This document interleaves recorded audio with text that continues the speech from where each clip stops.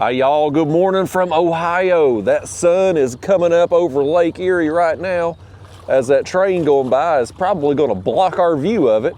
Here I was getting the camera out early to see a nice sunrise on my way to where we're fishing. That dang train's ruining it. Poor timing on the train, but I hope the fish timing is just right. We're going to go up here and try to catch us some more pesky channel cats. I'd come back up here to fish a tournament yesterday, so I'm dragging today, y'all. Long tournament hours yesterday, little sleep since I got in town. I feel like a bug just hit me right in the nose. We're off to a great start. Let's go catch us some fish before we drive back to Tennessee, though.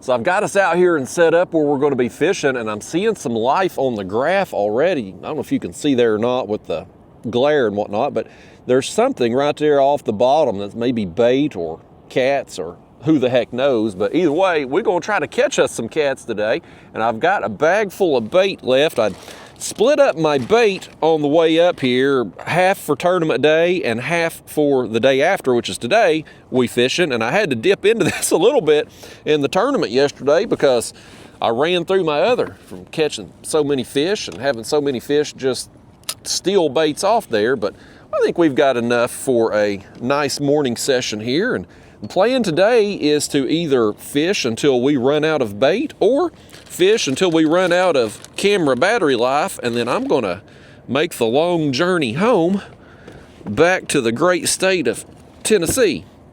But we're going to try to hopefully catch us a bunch of fish in the meantime, and maybe some whoppers, at least whoppers for channel cat standards anyway. So let me show you the baits and rigs and all that. We've got a gizzard shad head here, number 1 size thin wire hook.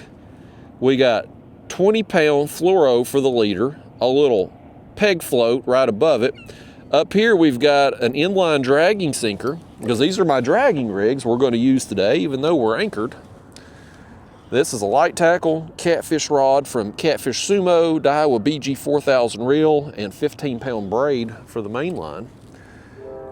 And I'm going to cast this out behind us, and we may have to change this in a little while because I don't exactly know which way the current is moving at the moment. The wind is coming in from this way, so the motor is facing into it. But if the current is actually going the other way, we may have to cast our lines the other way. We'll see. Look at all that on the screen right there. You see that? All kinds of marks right there under us. So this other rig here will be the exact same. We're just going to have on another cut of bait. We'll have a chunk of this shad on here. These are the same rigs I used all day yesterday in the tournament. So I hope they get us through one more session here this morning, and then I'll certainly retire these hooks and replace the leaders before our next trip there on the home waters. Throw that over there, just a light toss. And I think what I'm going to do today, folks, is just leave the camera rolling. You're going to see everything we do here until, like I said, we either run out of camera battery or we run out of this bait. And we've got quite a bit of bait here. I mean, we've got several larger shads, some smaller ones in here. When I come up 2 weeks ago to kind of just have some fun and get ready for the tournament if I ended up fishing it, we were doing real good on this size of shad. Like right in here, this 3-4 inch range, that was the better bait then. Yesterday, it was the gizzard shad heads that caught, seemed like most of the fish, and the bigger class fish I got toward the end of the day. So we'll just let the fish tell us today what they want, and we'll try to oblige them. You know me, I don't care what they eat. As long as they're willing to eat, I'll try my best to accommodate them. So we've got our lines out. Our lines look tight, so I guess the current is going this way. Yesterday morning, when we started the tournament, the flow was going this way. So yeah, I think we're good. So we're just going to sit here. Like I said, I'm going to leave the camera rolling. I'll put it in the chest. We'll talk about life. We'll talk about the tournament yesterday. We'll tell some stories and reel in some fish and have us a day, y'all. Boy, I'm tired though. 25-year-old Justin could have done this trip and I'd have woke up bright-eyed and bushy-tailed this morning, ready to go. Boy, today, I'm whooped. I'm tired. I'm gonna sleep damn good tonight when I get home and getting back in my own bed. I come up, so I'm filming this on Sunday morning. I drove up Friday afternoon and it turned into a much longer drive, of course, because you just hit so many slowdowns. You're traveling 8+ hours away from home. I don't care what direction you're going or where you're from, you're going to hit some traffic, some road construction, something. So anyway, I got in town kind of late, and I had to stay at a different hotel this time. I've normally stayed at the Comfort Inn in Sandusky when I have come up here. And it ain't the best hotel, but it also ain't the worst. And it's got ample parking if you're pulling a trailer, which I was this time because I come up here in the Hobie Pro Angler. I have to have a trailer with this thing because it's so heavy, big. And anyway, they were full, or at least the website claimed there was. They didn't have any open rooms, so I had to stay at a different place. And I got a place, oh hell, what the hell is it called now? Cove Lake? Cove? Or Cedar Cove, maybe? Cedar Cove or Cedar Lake. Anyway, it's some old motel that has been remodeled, and it's okay. The rooms had been remodeled. They were clean. It was okay. But boy, the air conditioning unit in there was so loud, and every time it would like readjust or whatever, or cut off and cut on, man, it would just wake you up. So I ain't slept good in a couple nights now, and at my age, folks, I need my beauty sleep. So, and then yesterday too, on top of that, we're fishing the tournament, and the wind got so ridiculously bad. It just beat the hell out of us all day. And so I'm feeling it today, y'all. I'm dragging. And speaking of that, speaking of somebody else who's feeling it today, I would assume our tournament director, Mike, for the National Kayak Trail, I would assume he's feeling it today too, because he was supposed to be out here on this video with me this morning. And he ain't here. I showed up at the ramp, and I got here a little bit later than what I wanted to, and he wasn't here. And I know Mike well enough to know the likelihood of him showing up out here was slim to none anyway. This ain't my first song and dance with him saying that, oh yeah, I'm gonna come out there and fish with you, and then him not showing up. Like, when they go to these tournaments, they usually stay together. A lot of them guys, they'll either get an Airbnb, or this time Mike and Kyle and another guy, Mark, he didn't fish a tournament, but he come down to fish here on Sandusky. They were all staying together, and then after the tournament yesterday, I was wore out. I said, I'm getting out of here. I'm gonna go get something to eat and go back to the hotel. But those guys, they were all going to the bar. And I know them well enough to know they probably had a few last night and ended up staying up way too late and will sleep through fishing this morning.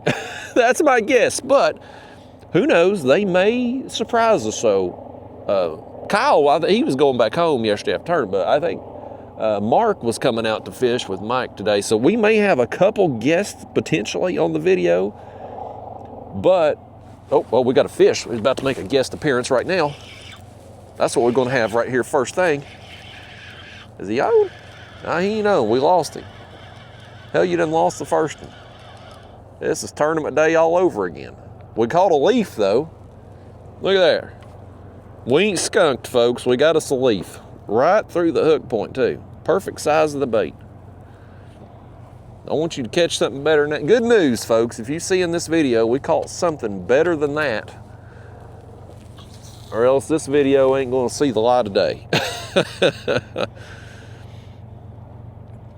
But yeah, we'll see if Mark and Mike show up out here, but it's probably going to be me and you today, folks. That's who it's going to be out here today. But Anyhow, I'll recap you. If you didn't see the tournament video, and all my channel videos go in sequential order, so regular viewers, my tournament video, assuming the footage turned out okay, it should have come out before this one, but I'll recap it for you, just in case you haven't watched it, or, you know, it'll be an edited video when I get home and work on it tomorrow, but so some of the details get lost in edited videos, unlike these where we can go into great depth on things. But I come out here yesterday morning to this spot because when I'd come up a couple weeks ago and pre-fished up here, I caught a bunch of fish right out here between these two land masses. So you got the highway bridge up here. Back here behind us, we got the railroad bridge. And right smack dab in the middle, there is another strip of land here on each side. And in between these two land strips, and there's people over there bank fishing over there this morning, but in between these two, it's real rough bottom. Like it seems like there's a lot of rocks right in through here, right? And the channel cats seem to really like the rocks. Hold on, I'm batting 1,000 today here. I didn't even have my damn battery plugged into the camera. That's gonna shorten our trip. There we go. But anyhow, I come up here a couple weeks ago. I done real well on this spot, and the other places I had poked around at up here, I didn't do as good. I caught some fish, but I didn't get the quality that I had gotten here. And last year when we done the tournament, I finished my day in this area and caught enough fish to sneak into one of those payout spots. I got 4th place last year. So I was like, I'm gonna start my tournament day here yesterday and try to fish in this area until the wind kicks up, because yesterday morning the wind was blowing, but it was really supposed to ramp up in the afternoon. That was what the forecast was calling for. So I get out here and we're catching some fish. The wind's blowing a little bit, but it's tolerable, and I'm catching some fish. I got a couple fish right there in the 30-inch range. I think one was like 29 and a half, another 30 inches or something. I lost a big one right at the side of the kayak, and so I'm like, man, we're off to a good start here. We're on some fish. I hopefully we can fish this area a good portion of the day. Well, it was about, I don't know, 8:30-ish, 8:45-ish yesterday morning as that rod got a little tap. I hope y'all can see these rods. I don't know if you can or not at the angle they're on. I don't know. Maybe I should turn. You think I should turn so we can at least see one rod? I don't know. Normally, if I'm in the Hobie Pro Angler and we're suspend fishing, those rod holders are kind of angled a little bit forward. But since we've got baits cast out and we're having to cast them behind us because of the position in the kayak, we'll turn like this, and then if the other rod goes down, we'll swing around. But at least we'll have it facing a rod at all times if I can. But anyway, back to the story. Oh, well, look there. I turned away and that one got hit. Is he still on there? He is. That's all I had to do to get bit, folks. I just had to turn my back on this other rod. All right, we hooked up a few minutes in. This feels pretty good too. This fish don't want me telling a story. He said he was wanting to be on the video yesterday, and I left too damn soon to catch him. Maybe this is the one we lost yesterday. I had that one. I mean, he was the biggest one of the morning to that point. And I had him right up here to the side. I was reaching for him with the net, and the hook just pulled free. I don't think that fish hurt us in the end. I don't think he would have helped enough to move us up any more in the standings. But still, you hate to lose a big fish early in the day like that, you know, especially when it's right there at the net. This in here feels pretty good though. We'll see if we get him up here. Well, I've lied to you. He ain't all that good either.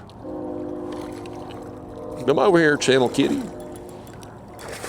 Oh, he got me right in the face. Did he get you all wet too? this fish right in the face, man, right in the kisser. That's a wake-up call. Let me check the camera here. Did he get y'all? He got a little bit of water on there. Let me just wipe that off for you there. Let me clean your face for you. There we go. Okay, now we're back in the business. That was uncalled for fish. Incredibly uncalled for. He said, I'll call you something, Justin. Where's our pliers at there? Are we still... Let me grab them. Okay. These things, I gotta lube these things up when I get home because they're about rusted shut. Okay. Here, fish, I'm gonna hold you in the light, but you ain't getting no front camera time with what you've done to me. There he goes. Number one, folks, all we had to do was turn our back on that rod and down it goes. Let's just hook this same bait up and throw it back out a few minutes. Well, I say that and the innards have already been knocked out of it. Let's switch it. I'd feel better about it if we put on maybe we'll save it, but let's go ahead and put on a different one. We'll go back to that bait if need be. But I want one with all that in there, all that juicy goodness. In case one of them big old trophy class channel cats come along. And they just might. Okay. We're back in the game there again, folks. See how I'm out here fishing and, of course, hoping that I'm going to have at least half the day to put into this spot, catching some fish, a couple decent ones, lost a big one. Life is good. Well, all of a sudden, 8:30-ish, 8:45-ish, like a switch flips, man, the wind just suddenly ramps up. And all of a sudden, I'm sitting here and I'm doing like we're doing today. I got the spot lock on the motor. And about every third, fourth, fifth wave that hits me, it's coming over the bow. It's splashing over because the waves it's so choppy. I'm like, well, hell, I'm going to have to move way earlier than I had anticipated because this Hobie Pro Angler, the biggest complaint I have had about this kayak, and I've had it for, it's a 2017 model that I bought used in 2019. So, I mean, I've had this thing 7 years now. Biggest complaint I've had on it is that front hatch fills up with water. Water gets in the front hatch and the whole kayak fills up with water because you got two issues at play when you rig up a motor on this kayak. First off, this kayak design was not built for having a bow mount motor on the front of it. Now, people have made adapter plates, which I have on here, that allows you to mount a bow mount. But when they originally designed this kayak, it was meant to be a pedal kayak only. So when you add a bow mount to the front of it, you're putting 35, 40 pounds up front there. Now the kayak, when water comes over, it don't drain out them channels around the side and down into the floor and out your pedal drive slot like it normally would, because of the way the kayak sits. So water ends up pooling up there and eventually gets inside the hull little by little as every wave comes over.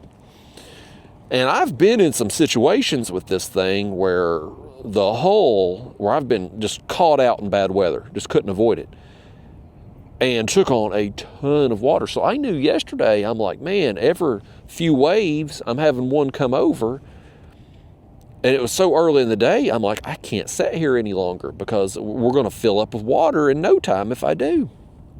So I ended up having to move off of this spot way earlier than I wanted to. And the wind was coming from this direction, like it was blowing from like the bridge this way. So I ended up going behind the railroad bridge over here because I knew that the bridge and the land in between the small bridges there would give me a little bit of a break, not so much from the wind, because it was still cranking even over there, but we've got another one hitting this rod. I may have to turn this way and face the camera. I turn around, now he ain't gonna touch it no more. That's the secret, folks. We gotta have our back to it, apparently, for him to hit it. But being over there, it at least blocked the waves that was rolling from here over there. So you were getting hit with the wind, but not as big of waves, and that helped me just not have the kayak fill up so quickly. Boy, when I got back yesterday, I had several gallons of water in here. I was at the hotel last night with a damn sponge, wringing it out. I was out there 20 plus minutes, just getting out as much water as I could for today, but I knew the wind today it was going to be slacking off through the morning, and we wasn't going to have all the chop today that we had yesterday. But I had to go make a run and just hide on that side of the bridge yesterday. So I was kind of discouraged, especially when we got to the mid portion of the day, because I was catching some fish over there, but they were small. And that's been my situation when I've come up here. I'd done an afternoon session a couple weeks ago, and I hit that side of the bridge a little bit. And same story. I caught some fish, but I didn't get anything real big. And in years past, when I've tried fishing over there, same deal. So now I'm forced to fish over there because of the wind. And we're in a tournament, and man, people are they're dominating me. I'm seeing the scoreboard, and dudes catching all these big fish, and I'm just falling further and further behind. And I was at a point, I was like, I think I'm going to leave a little early. I think I'm about 2 o'clock. Tournament ended at 4. And I was like, I think about 2 o'clock, if I'm out of contention and I'm not catching any better quality fish, I think I'm going to roll out. So lo and behold, I'm sitting there, and about, 1:30, 1:45-ish, I don't remember the exact time, rod goes down. I pull it up. I got a fish like 31 and a half, 31 3/4, something like that. Before I can get that fish submitted on the leaderboard, another rod goes down. I got another 31 and a half inch quality fish. Well, once I got those 2 fish submitted, I'm like, well, hell, I'm in contention now to sneak into one of those caching spots. Well, now I got to ride it out, right? So I continue to sit there just getting beat to death by the wind. A little time goes by. 33 and a half inch fish hits. Boom. Now all of a sudden I'm in one of those money spots. And then it becomes a situation like, okay, can I improve my score anymore, or will I get leapfrogged? But I'm in the money now. So like, now I got to ride it out to the end of the tournament. And I did, and I ended up improving my score a little bit more. I'd caught another fish there in that final hour that gave me like a extra half inch or something like that. But yeah, folks, I ended up, I fished 2 tournaments simultaneously. The Catyackers Trail started this year, and it's an Ohio-based trail. They fish various bodies of water and rivers. Well, a river is a body of water. You know what I mean. Lakes, reservoirs, rivers. They're fishing various ones up here in the state of Ohio. And they've got a tournament about every 3 to 4 weeks, it seems like. I mean, there's several events, but they allow kayaks, boats, or bank anglers to fish. And so they had 29 people in their tournament. Meanwhile, the National Kayak Trail, it's kayaks only. They had 19 people, because this is always there's a lot of people in the state of Ohio that fish out of kayaks for catfish, and Sandusky is very popular. So this body of water usually gets a pretty good turnout in these tournaments. So anyway, I fished both of those events yesterday simultaneously, and I finished 3rd place in the National Trail event. We had 19 people, and I finished 4th place in the Catyackers Trail that had the boats. And I don't know if there was anybody actually fishing off the bank yesterday. They're allowed to, but I don't know if anybody did or not. We had a few boats, but it was mostly kayak guys. And the kayak anglers dominated. There was one boater in the top 5 in that tournament. The kayak guys, and yesterday, honestly, if there was an advantage to being in a boat, yesterday was the day to take advantage of it. And there's not a super big advantage, kayaks versus boats in these tournaments in Ohio, because of the rod limitations. Everybody up here is limited to 3 rods, even though we're only fishing 2 out here this morning. But you're limited to 3 per person in the state of Ohio. So even if a person is in a boat, their big advantage is big. We got another fish here on the left rod. We're going to have to face this rod, I reckon. This fish says he'll sneak up on us from behind and try to steal that bait. Little did he know it had a hook that's hopefully still sharp. I ain't checked them. I don't want to retie today. I'd like to just make it through this session with the gear and rigs we've got tied on and not break off any. We'll see if that happens or not. I got other rigs pre-tied and ready here in the camera bag if need be, but if we can just use what we got, that'd be great. Let's get a look at this thing. Hard to see down in that mud. Oh, that ain't even a cat, that's a drum. The old trash fish. They ain't trash to me though, I love them. Oh, Gasper Goo. Freshwater drum. We'll get him in the net there. There we go. Old Gasper Goo. He's got some spots on him. I caught one a couple weeks ago, had like a tumor or something, some big growth growing on him. This one here's got a couple of them spots down there too. You are front camera worthy, sir, but with the angle of the sun right now being directly behind us, you're not going to get a good picture. So I think I'm just going to hold you out like that. And you try to get you in the camera frame there. This side of him looks good. It's the other side's got them little tumor things on there. Down he goes. And we may have to face this other rod over here, folks, if it's the one that's going to get hit. 2 fish on the shad head now, the shad body section, letting us down. At least thus far. Let's grab another head bait here, why don't we? There we go. Give it a little snip.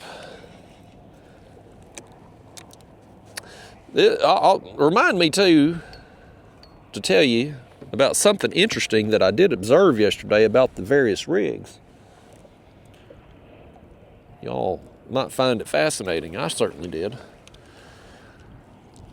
Let's get this back out, and I'm gonna finish the other story first though before we start into that one.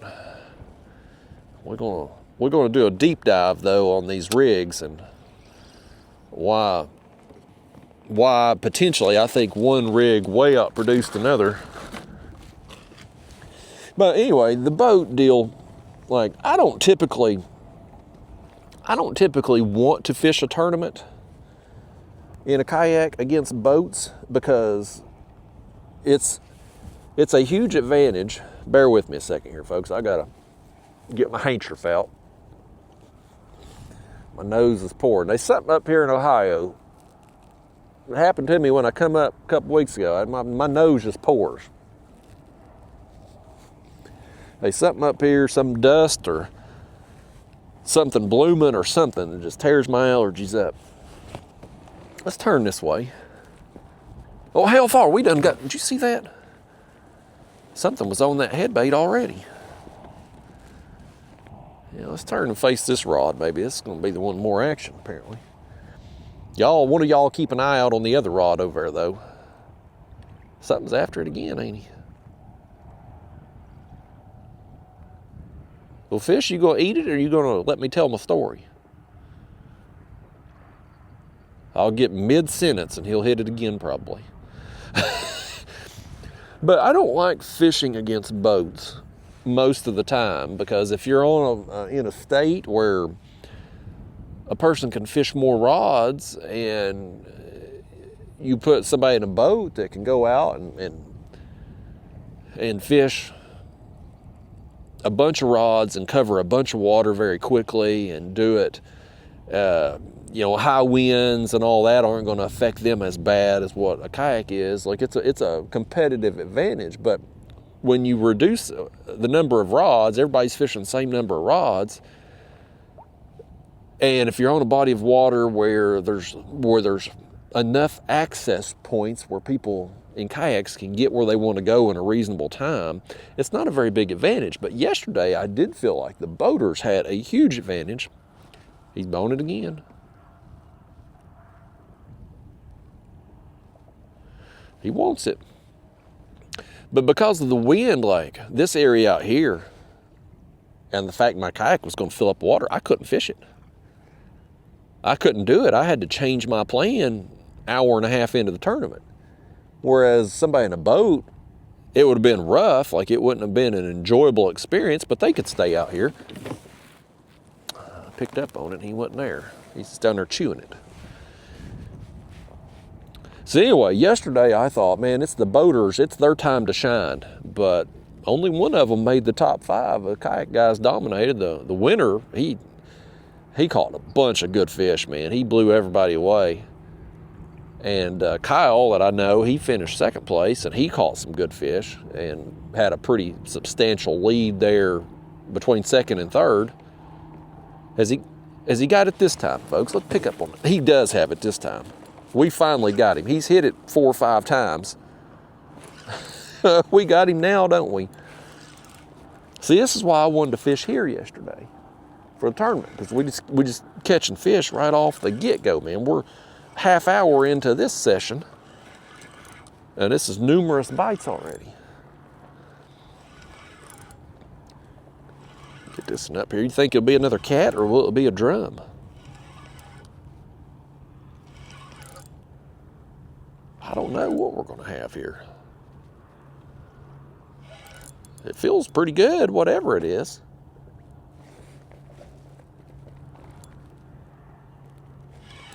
We'll see when we get him. It feels pretty good, though. Oh, it feels a little better now, too. Well, just take your time, fish. We'll wait. You go ahead and do your thing down there, man.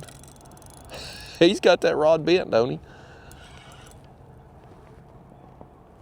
Okay, let's see if we can get a look at him. Now, I still can't get a look at him.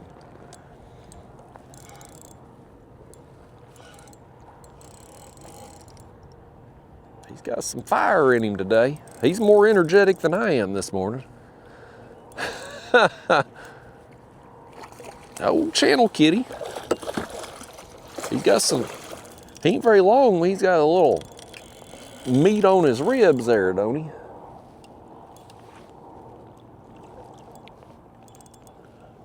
Spin him over here and net him for me one time. Y'all need some net practice, I know you do. There you go. Y'all missed a bunch of fish yesterday trying to net them there. This is the biggest channel cat so far of the morning. I didn't bring my measuring board out here today. Didn't want to fool with it. After having to measure so many fish yesterday, I did not want to have to fool with that again today. Plus, it's just one more thing I'd have to pack up when we leave here. So, we just gonna eyeball them and guesstimate today. This one wouldn't do us any good on the tournament score yesterday, though, that's for sure. But he's bigger than anything we've got so far today. We're gonna try to catch some of your bigger friends, though, ain't we? Channel kitty. There we go, folks. See you, buddy. He gone? Yeah, unfortunately, he threw off the bait, though. And we're gonna, at the pace we're on, y'all, we're gonna burn through these shad heads pretty quickly. We're gonna need them to slow it down a notch. Let us get 2 or 3 fish per head. That'd be an ideal. Okay, let's get rebaited here. So, anyway, yesterday, cashed in both of those tournaments. The Kayakers tournament that had 29 people, it was a $100 entry fee. The national trail for the kayak event was a $150 entry fee. The Kayakers trail I finished 4th in, it paid $392. So it covered both of my entry fees. I had, $250 in entry fees between the 2 tournaments. It covered both of those and part of my gas coming up here. And I don't know yet how much the national trail is going to pay me for 3rd place. Our tournament director got some extra money. The Kayakers trail actually donated some money toward the prize pool for the national kayak trail event. And so that money got added in late. And the tournament director, he was going to have to figure up the percentages and all that. So I don't know exactly, as of me filming this, I don't know how much I'm getting paid. I will find out before the tournament video that you should have already seen airs, so it should have been in there. But at this moment, as I'm filming this, I don't know. But it should be, I would imagine, $400 or $500 probably at least for 3rd place with the amount of money they had and people and all that. So this trip, it'll at least cover all my expenses for the trip. I'm getting a free trip out of this due to the tournament finish that we got yesterday. So I'm pleased with that, man. To come to a body of water that I have limited experience on. I mean, I've been up here the last few years, so I mean, I kind of know my way around a little bit out here, but I'm competing against guys that are, some of which are local to up here and fish here all the time, so they kind of know all the nooks and crannies and where the better class fish are more likely to be and win. And so it's hard to compete against those guys. Those are really good fishermen, and you're competing on their home water. So anytime I can do well enough in that situation to cash a check, I'm happy. And then throw in the fact that we're going to make enough from those checks to cover the expenses of the trip. Like, that's a win in my book. I won't get a trophy with a 1st place thing on it there, but it's still a win. It's a moral victory, I guess you'd say. So yeah, so I'm going home happy today. I'm going home tired, but I'm going home happy. And this will be the last trip I come up here, though, to Sandusky Bay for the year. I won't be. I think I'm going to come back to Ohio toward the end of July to do another tournament, possibly on a place called Seneca. I've never been there before, but some of the guys yesterday at check-in was talking about it, and I may end up going to that one as well. It's a little bit less. It's like a 5-hour drive for me, whereas this is 8+, depending on traffic. So it's a little bit more manageable and different body of water. I'd kind of like to go fish it. So we'll see if that pans out or not. But I won't be back to Sandusky this year. So this right here today, this is it for us, man. So we gotta take advantage, try to get us some big fish. And of course, I've told you all a million times, I hate channel cats back home. But up here, they get so dang big, they're fun. Like they're an enjoyable fish to catch up here. We got another one hitting the head, man. They're not touching the body section over here, but they're all over that head bait. They're showing a clear preference this morning. He's off of it now, though. But yeah, folks, going to be a profitable trip in the end, and that's, I'll tell you, when you tournament fishing, man, that's about all you can hope for, is to break even or turn a slight profit. Because even the best year I had tournament fishing, oh my gosh, let's reel in another one before let's not. He just popped free. I felt him pop free. I hope he didn't get our bait, but I think he did. No, he didn't. Good. Good. Let's send that thing back out.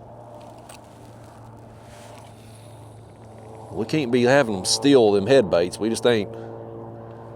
We ain't got enough of them left to be having them get stole. But the best year I had tournament fishing, I think it was 2024, a couple years ago. It was either 2 or 3 years ago. I fished like 6 tournaments and I won 3, if memory serves me, I won 3 out of the 6 and I cashed in 5 out of the 6. It was a hell of a year. I was on a run, man. And of course got videos on all that stuff on the channel there for those of you who may be new, but I ended up winning like $10,000 in prize money. Now that's winnings, that's not profits. That's just how much cash I collected from where I finished in those 5 tournaments that I done well in. But when you start subtracting all of your expenses, because again, that's winnings, that's not profits. To get profits, you have to take all of your expenses out of those winnings. So you take that 10 grand and you start taking out all of the tournament entry fees. Then you take out all your fuel to get to the various tournament locations, all of your hotel stays, all of the out-of-state fishing licenses. You got to have a different fishing license every state you go to. You got to pay a non-resident fee, premium on that. Your food when you're on the road, you got to eat out and stuff. So there's a lot of expense that goes into it. So you take all of that stuff off and you get whatever's left. That's technically your profit. But then guess what you got to do? Well, you got to pay taxes on profits, because I'm doing this YouTube crap as fishing business, if you will. So you got to pay taxes on what's left.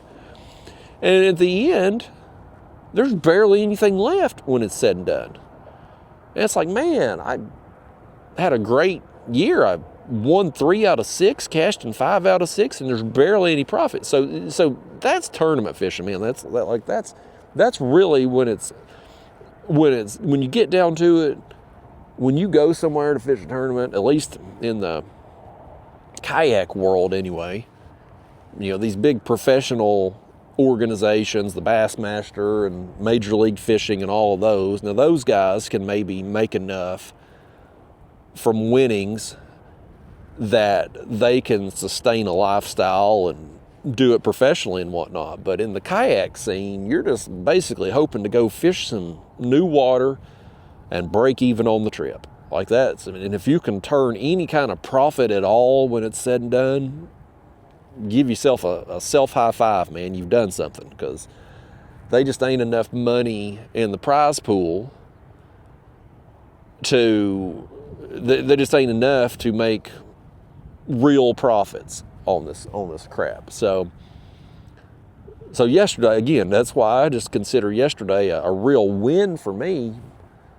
Not only beating people in the boats and a lot of the people who fish local up here or have more experience here than me, but also just turning a slight profit, however slight a profit it's going to end up being when everything shakes out. It's still a profit, man, and that's a victory in my book.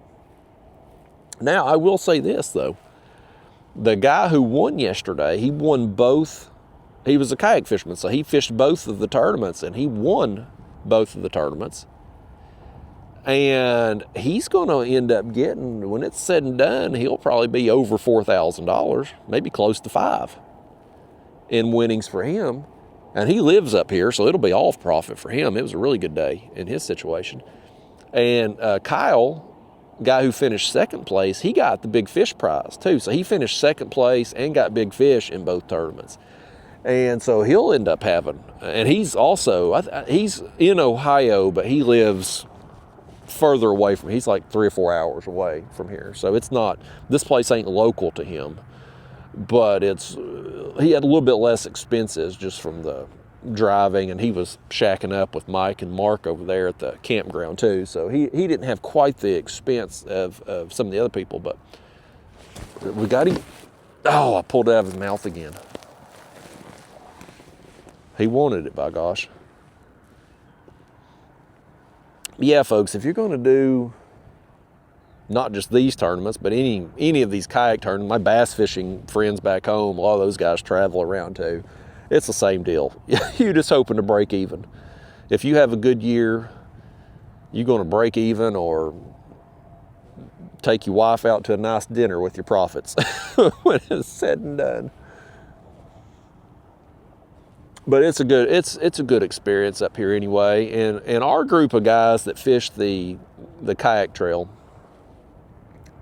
it's a good, I mean, we've got a couple dirt bags, but for the most part, it's a good group of people. Like you can go to these events and there's a sense of camaraderie. There's not a lot of, some of the bigger bass tournaments I've fished and stuff with, in the kayak scene, like there's a lot of cliques and factions and a lot of backbiting, if you will. We don't really have that. I think because our group is so small, there's a sense of camaraderie and everybody kind of helps everybody. I mean, if you're doing the board check at check-in and you're short on bait, somebody's going to help you out. If you're struggling to catch fish, not having a good practice session, somebody's going to point you in the right direction. And not maliciously either, like purposely send you somewhere that they know you're not going to do good because they're competing to get you in tournament. Like they're going to try to help you out.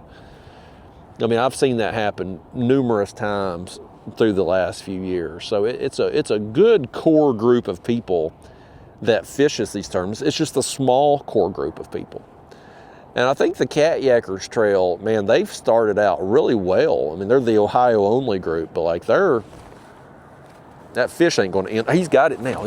Yeah, now he got it.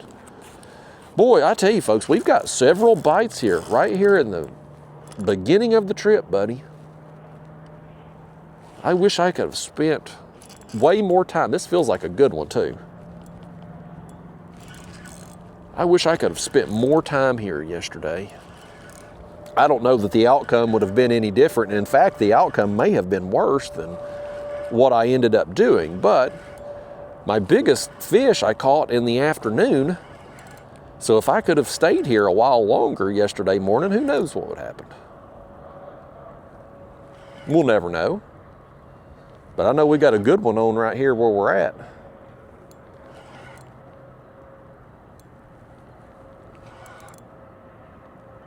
Get up here, fish. I don't think he's done yet. I knew it. I knew it. He was fighting so hard and then he was swimming toward us. Yeah. That's fun, y'all. It's worth getting up early for, even if I am tired. Old Mike and Mark, they don't have a clue what they're missing, do they? As they're probably hungover right now. Probably sound asleep snoring. Me and you, we out here tearing them up. I still ain't got to look at this thing though. The water's just so dirty, dingy.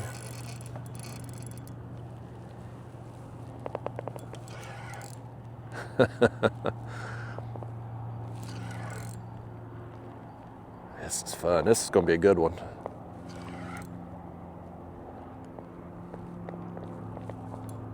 All we had to do was just bring this one rod out here. The other, we probably need to switch that bait out on the other one. I'm wondering if we even got bait on there. Maybe it got hit while my back was facing, or the camera was facing this, or on my back to the other one. Maybe it got hit, ripped the bait off or something. Because it's weird, we've caught this many fish and the other one's just not getting touched at all. If it's sitting down there with a bare hook, that would explain why it ain't got no action.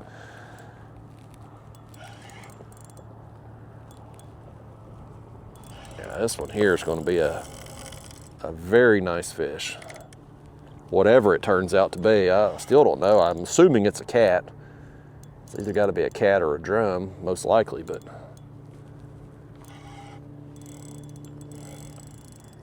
he just doesn't want to come up and stay up, does he? Yeah, it's a cat. I saw the tail there. Get over here and net this thing for me, would you? I need a net man, that's for sure. Okay. Okay. Get over here.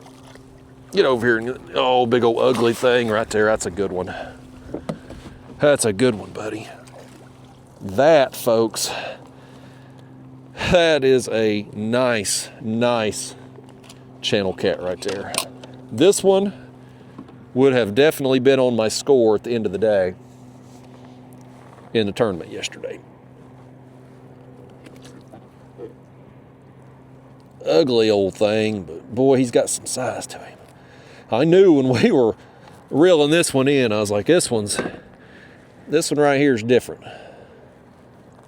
There we go. I'm gonna hold him up. I don't know how good we've got this sun right directly behind us. I don't know how well we're gonna be able to see him, how good a picture we're gonna get, but we're gonna try, ain't we, fish? Maybe you can at least see the silhouette of him there. Nice, man. Oh, he's wanting to flop. Don't do it. Oh, get out of here. Go on. I could feel him just brewing up there. He wanted to flop so bad. Oh, fist pump that one though, man. That was awesome, y'all. Nice. That pleases me right there. That one would have definitely been on my score though. Let's grab us another head bait out of here. We're gonna burn through these heads quickly. I'll tell you what, let's do too. Let's go ahead and just cut another midsection here too. And we'll reel in this other bait and see if it's still on there. I'm inclined to believe it's not, but we will see. We will see after we throw out this bait though.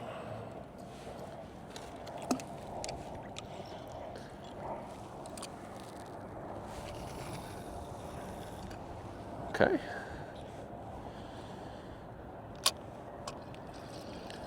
There we go. Now let's just go ahead and reel this in.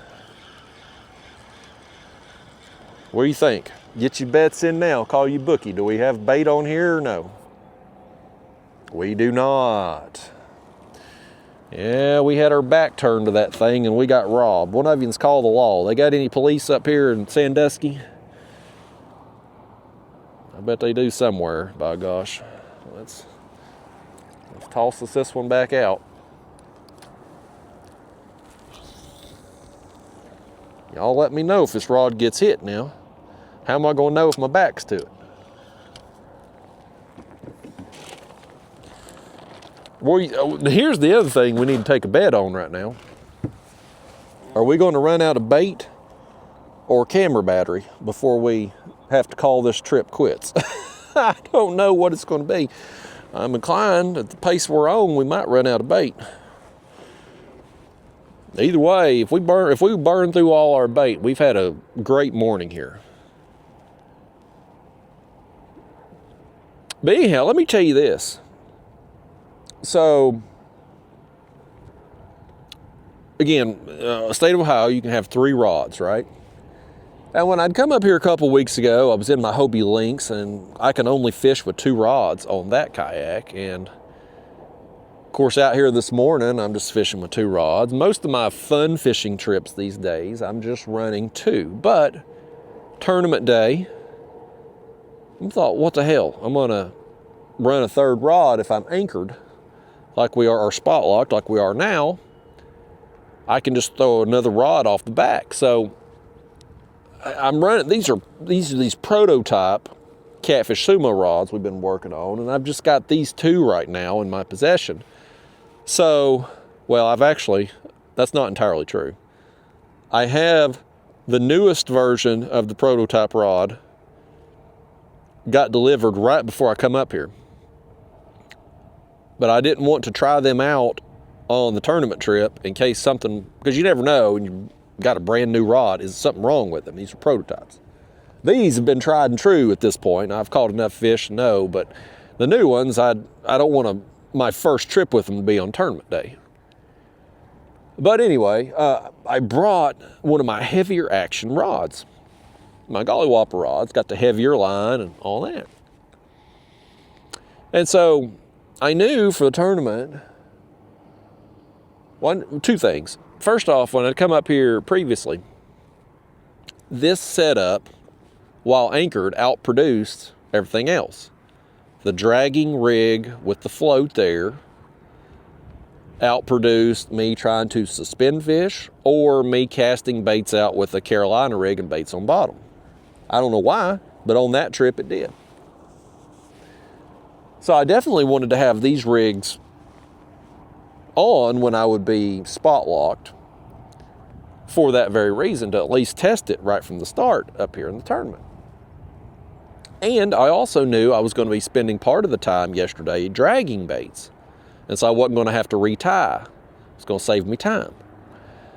So I had these two tied on, but my heavier rig, I just had a Carolina rig on it with no float or anything, just a basic Carolina rig, sinker, swivel, leader line, hook. And I was only going to use that third rod when I was spot locked and had baits cast out, right? Folks, I caught, I don't know how many fish total on these setups yesterday. Do you know how many total fish I caught on the heavier gear? 2. One of them was a drum. Only 2 fish all stinking day. 9-hour tournament. I caught 2 fish on the heavier gear, but a buttload of fish on the lighter gear. Now, what's different? Well, first off, the big difference is float versus no float. So these rigs have that float a couple inches above the hook, which is keeping the bait elevated off the bottom. Whereas when I was throwing out with the Carolina rig, it was on bottom. So that's a big difference.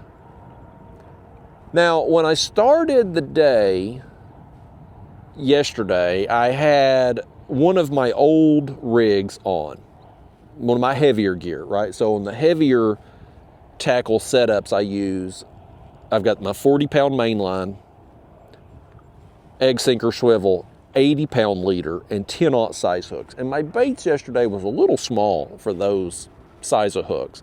So I ended up, after I think I got the drum maybe on the bigger hook.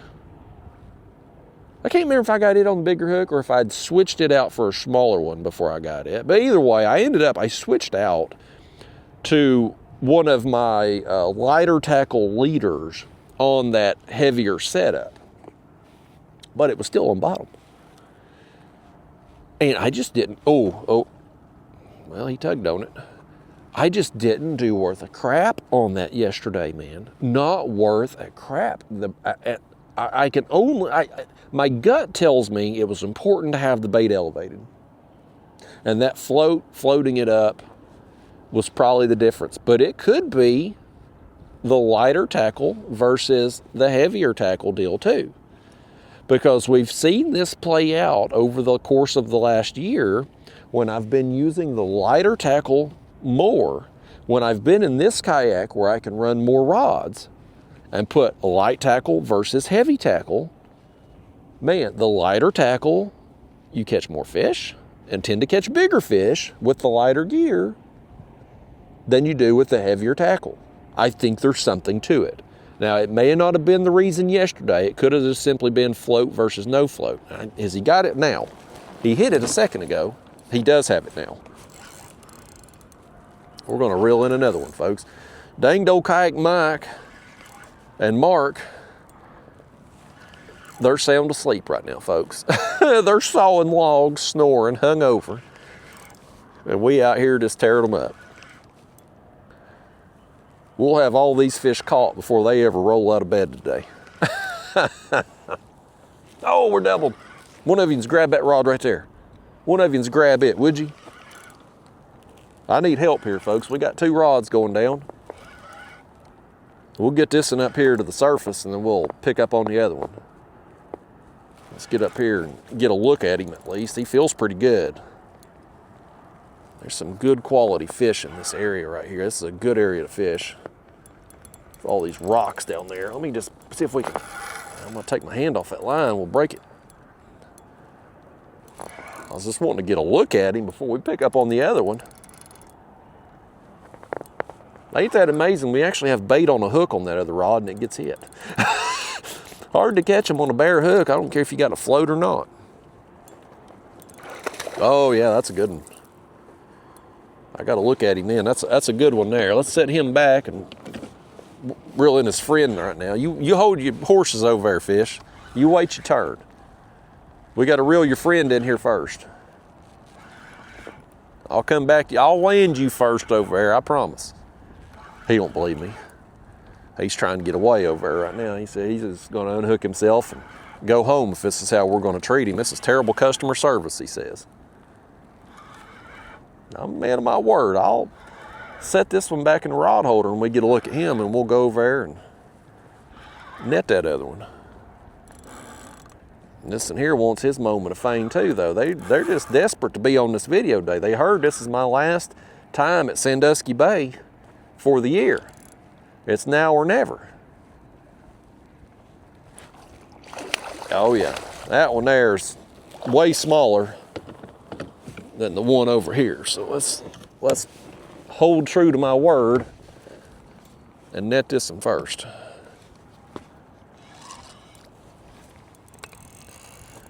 We can get him back up here. He still ain't tired out enough apparently. Okay.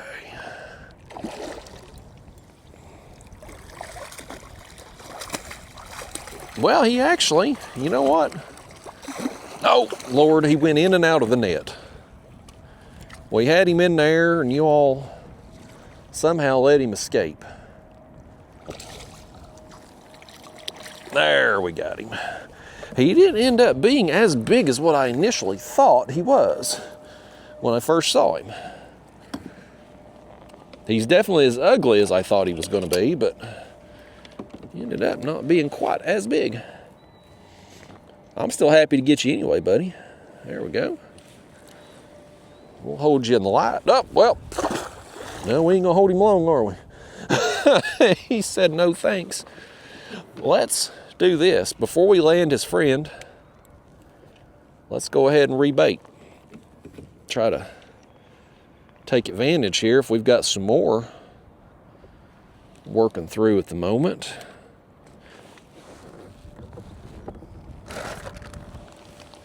And we are burning through bait quickly.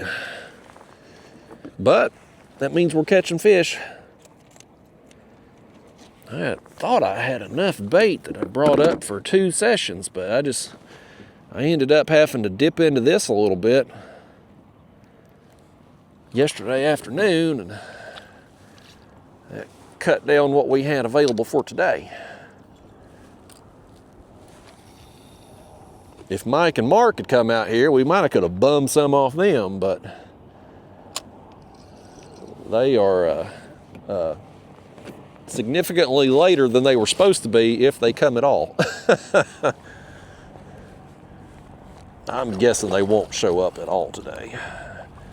They're going to wake up about noon and be like, hell, we've missed our chance. And take it back home. They live around the Cincinnati area. So they're about 3 hours or so, 4 hours away too. Okay. This fish says he lives right here. Right here in old Lake Erie. They're Great Lakes.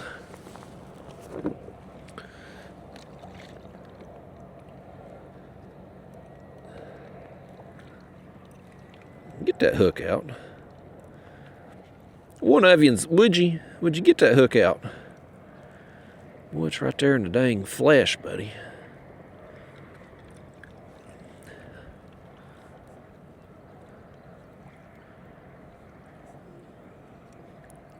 These channel cats' mouths, buddy, they're like leather. There we go. Now we got it.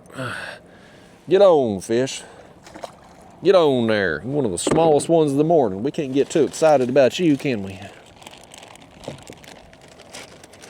Well, let's get us another body section there. Let's get one. Let's get this one. Snip that little tail off, get it bleeding on both sides. Now, let's hook this up. We already, folks, hold on here, folks. We got to get this one cast out, and then you're going to reel in another one.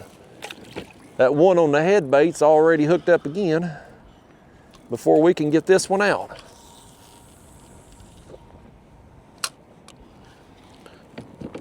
Goodness gracious. Did we lose him? Oh, y'all lost him. He wasn't waiting around, was he? He's got places to go. He said, if you ain't ready to reel me in when I bite, I'll just take my business elsewhere. He did too. He left the bait on too. He said he wasn't even going to take that with him. All right. Well, we at least got both baits back out again. Let's get our net here out the way. That thing's slimed up good today. Yeah, folks, I don't know, man. We've just all been told our whole lives that catfish aren't line shy. They're not concerned with the size of the hook, the size of the line. Tackle don't matter. I think it does. And I think little subtle things like that, maybe it don't matter every day, but there are days when it does, and it clearly did yesterday. And when I'd come up here a couple weeks ago, these rigs got a lot more action than the other rigs I tried, whether it was suspending baits. I mean, you think about it, like when we were suspending baits, and I didn't try suspending at all in the tournament, but a couple weeks ago I did. Those baits are up off the bottom too, just like these that are cast out on bottom, but the float elevating the bait. Like, they both have the bait up off the bottom, but these rigs got dominated and the suspend rigs didn't. Like, little things like that can make the difference. Even if you're on fish, if you're in the right place, as that rod got hit again, but even if you're in the right place, like something subtle like that can make all the difference in the world of whether or not you're going to catch fish or not. And of course, you all know me, like I love suspend fishing. If I can catch them on a suspended bait, that's what I want to do. But for tournament situation, you got to be flexible. You got to be more adaptable. You can't be just set in your ways and rigid unless you're just willing to live or die by it. And, you know, I got all the respect in the world for people who are like that. Like my buddy Pro Moderator back home, he's a bass fisherman. He does a lot of bass tournaments. He's like that, man. He's kind of stubborn. He goes into tournament. He's like, I'm going to throw this rat lure. It's one of his favorite lures. He's like, I'm going to throw that thing all day, and I'm going to make enough casts. I'm going to plunk 5 of them in the head with it. And he'll stick with it. And when it works out, he does great. And when it don't, he crashes and burns. But like, I mean, I got respect for people who are like that, where they're like, man, I'm good at this. This is what I like to do, and I'm going to go make it happen. And if I can't, well, hell, so be it. So I try to be a little bit more, I'm kind of like that to some extent when I'm fishing fun fishing trips or fishing at home. But if I'm on a road trip somewhere, or especially if I'm in a tournament, I try to be flexible and open to doing whatever I have to that's going to put fish in the kayak on that particular trip. If I can figure out what it is I need to do. Sometimes you just can't ever figure out the puzzle. Oh, this fish figured it out. He figured out if he bites that bait, he's going to get pulled back on. Ain't this something, folks? Man, we're sitting here just whacking them. Absolutely whacking them right here. This feels like a good one too. He's sitting there just pulling. Like he'll do a little surge. You'll see the rod do a little surge, and then he's wanting to go the opposite way of where we're at. This is a good time right here, man. This is part of the fun of Sandusky for me. I mean, the size of the channel cats up here, the quality potential is great. But also this, like when you're on a spot that has a lot of fish and you can sit there and just every few minutes reel in another one, like that's fun, man. Like that's part of the enjoyment of coming up here. And what we're doing here ain't uncommon. Like, I mean, there's a lot of people come up here and just catch a ton of fish. This ain't isolated to one specific area of the bay here. Like there's tons of places where you'll just have a giant school of fish and be able to just whack them. All kinds of like rock piles and stuff. You get on out into the bay. The first year they had the tournament up here, Daniel, the owner of Catfish Sumo, he's been on my channel a bunch. Regular viewers have seen. He was on like an offshore rock pile and sat there all day and just whacked them all day. Won the tournament there. So I mean, there's just a ton of fish up here in this body of water, and when you get on them, you can have a morning like we're having here, where it's just one after another after another.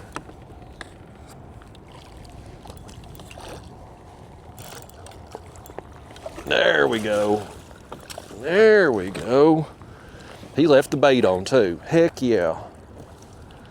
I almost thought it was a flathead when I first saw him because of the color, but there are, allegedly, some flatheads in here. There's no blues in Lake Erie, but there are supposedly some flatheads. Now, I've never caught one. Oh, we got this rod. We got this rod getting hit. Let's grab it. Doubled. There's one floating over yonder too. You see it going by? Well, it looks like a pretty big one over there too. You'll see a lot of channel cats and a lot of drum floating up here. It's a lot of these fish die. I don't know if it's from being caught or just living a hard life. There's a lot of dead fish and a lot of snakes too.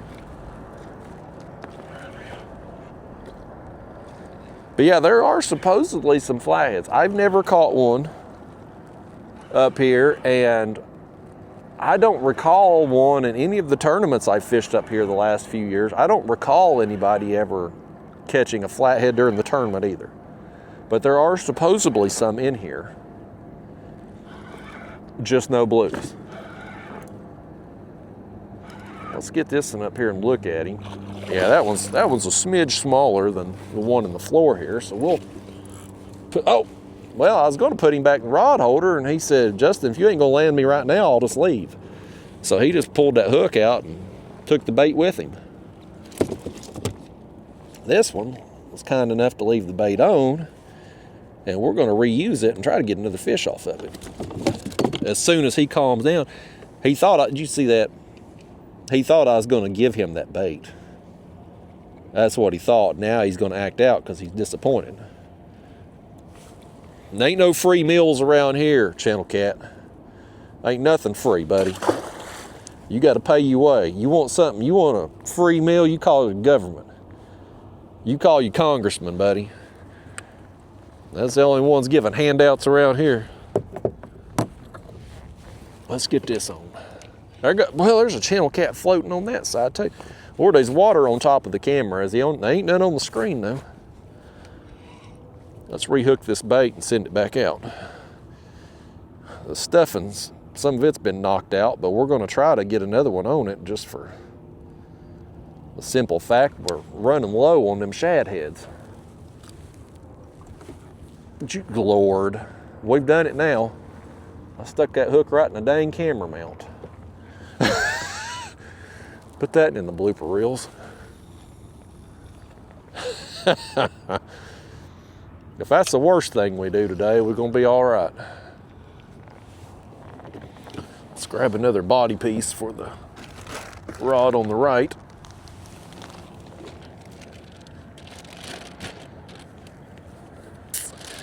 Let's get this one. Looks to be a little bigger.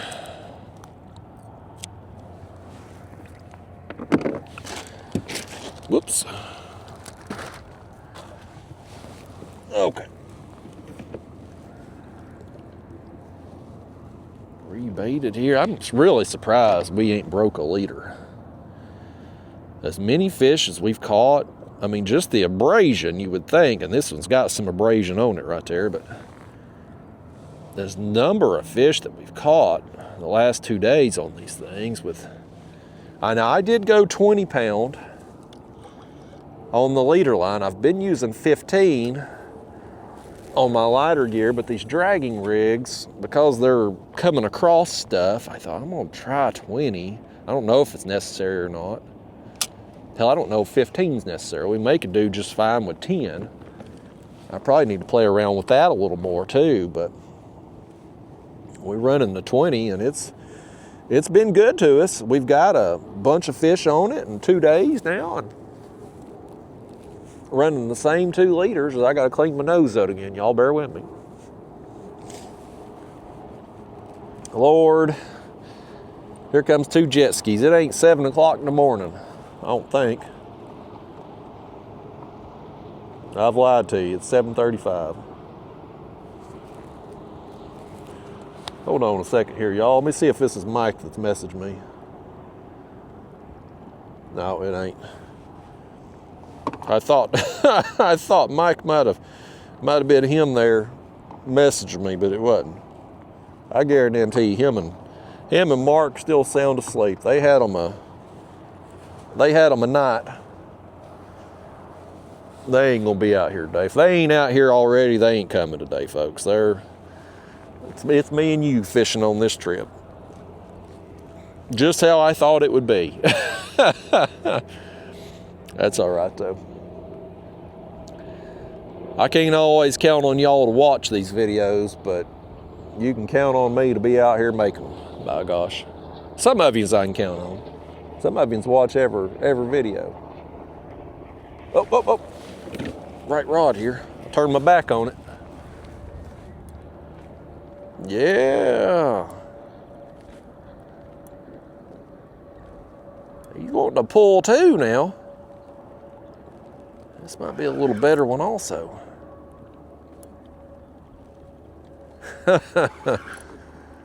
Man, we're on them, buddy. There's just a pile of fish out there. All up in these rocks and stuff.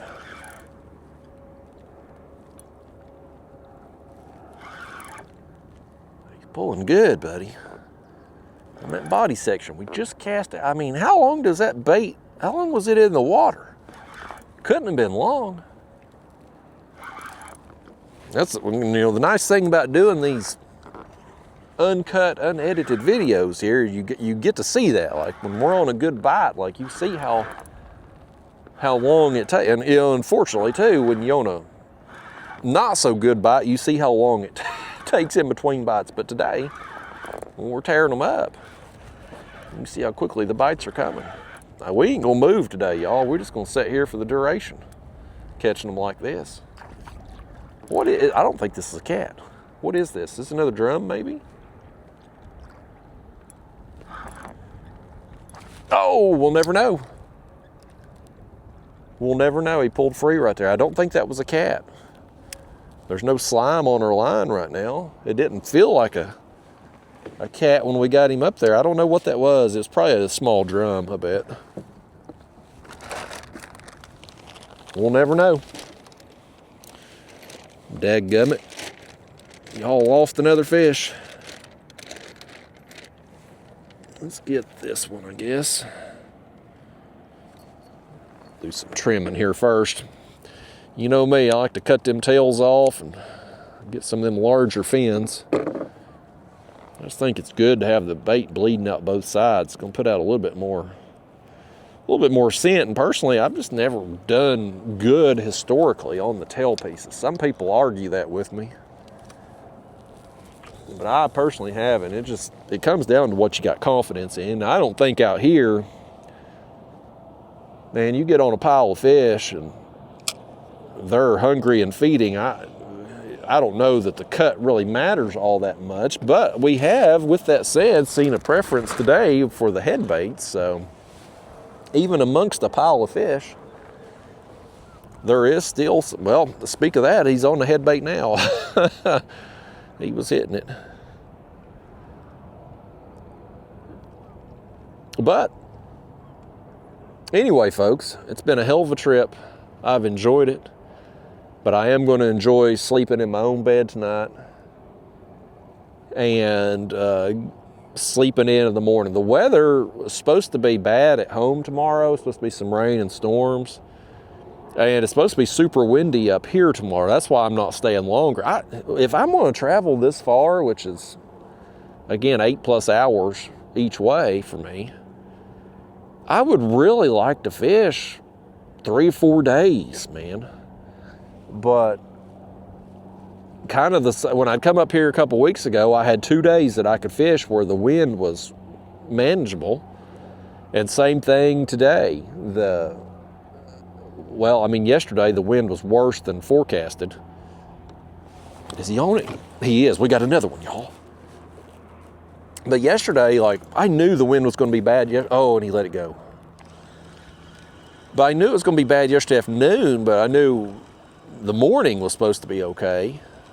And then today it was supposed to just kind of slack off this morning and get calmer as the day goes on. But then tonight it's supposed to ramp back up, and they're going to have really high winds tomorrow. And so I'm like, we're getting 2 days again here, you know.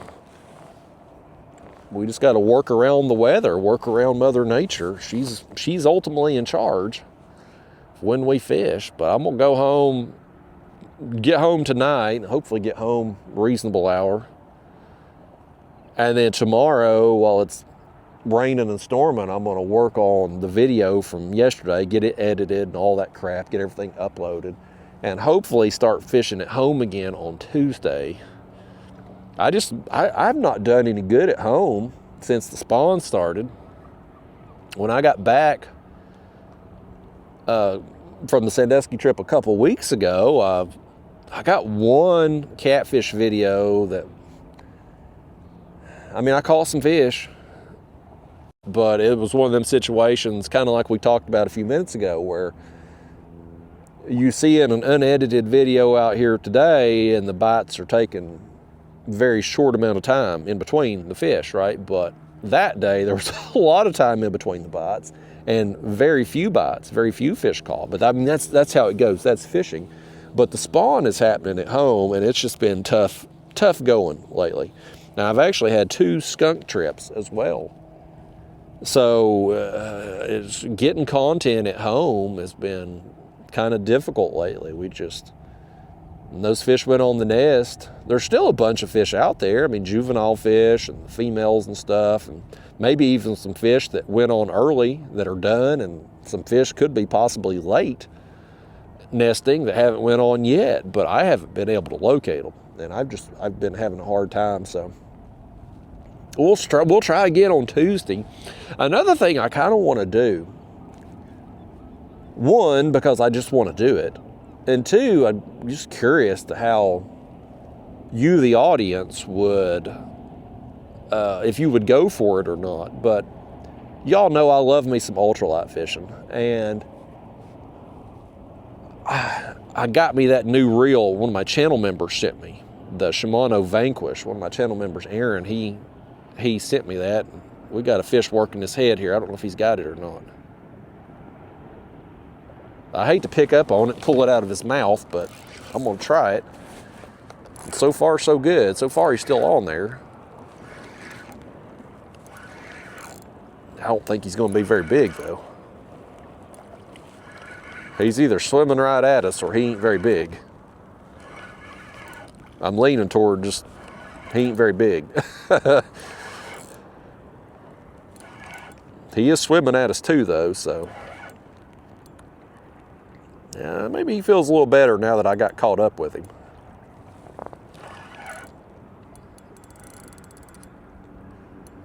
Maybe he'll end up surprising us here. Yeah, I've caught up with him now, so. He was swimming right towards us. He couldn't wait to get up here and see you all.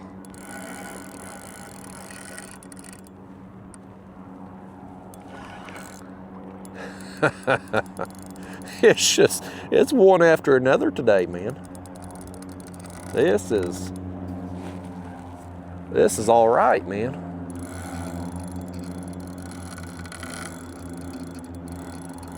This is going to be better than I initially thought. He tricked me early on, folks, but he's going to end up being a little bit better than we anticipated.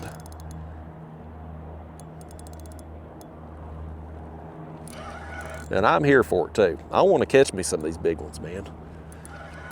That one we got earlier, he would have definitely been on my score on tournament day, for sure. I don't know how big he was, but he was probably somewhere between 32 inches and 34 inches, in that range probably, just based on the width of my kayak here and judging him. I don't really care, you know, outside of a tournament, I don't care how long the fish is, but based on the fish I scored yesterday, he would have definitely been on it. This one here, we'll see in a second when we get him up here. This water's just so dirty, you can't see down in it. You pretty much have to get them up to the surface to be able to even get a glimpse at them.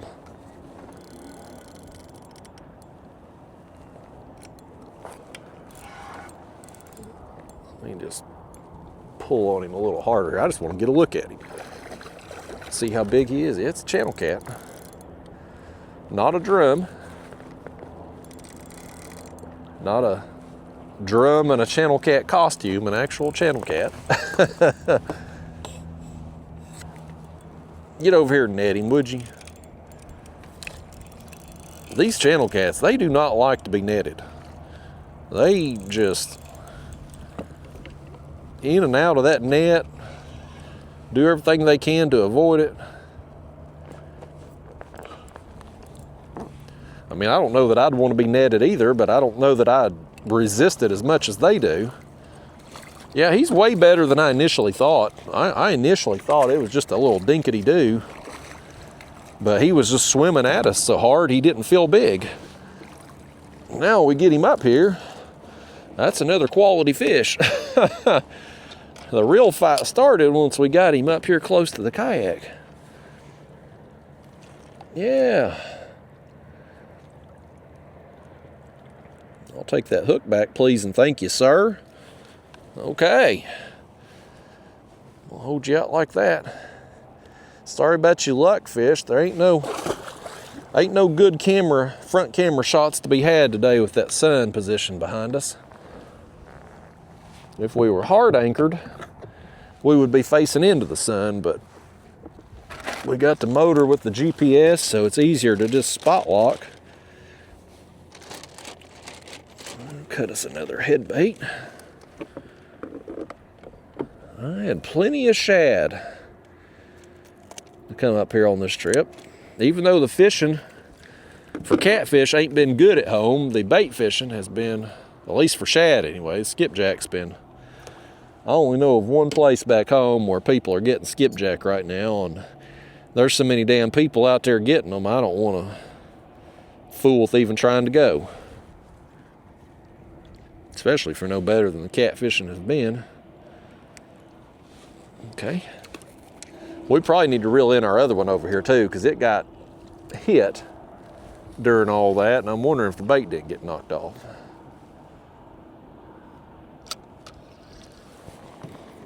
Let's reel it in and find out. Hopefully it's still on there. I think it might be. Feeling a little resistance. Yeah, we're gonna switch it out though. It's been chewed up. It did get hit. Look at that. They took a bite out of crime, all right.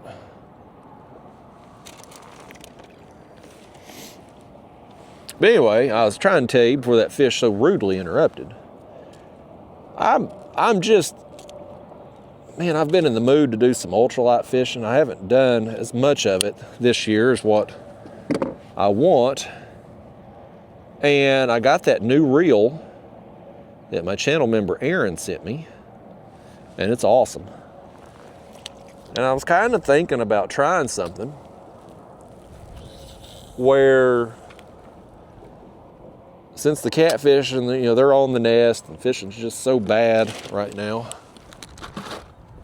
maybe I take like a week off from catfishing, or even trying to go catfishing, and just take a stretch of the river and pick a starting point and go out every morning and fish for, say, 1 to 2 hours.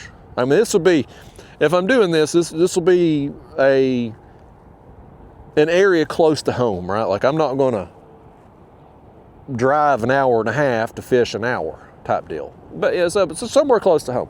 But pick a starting point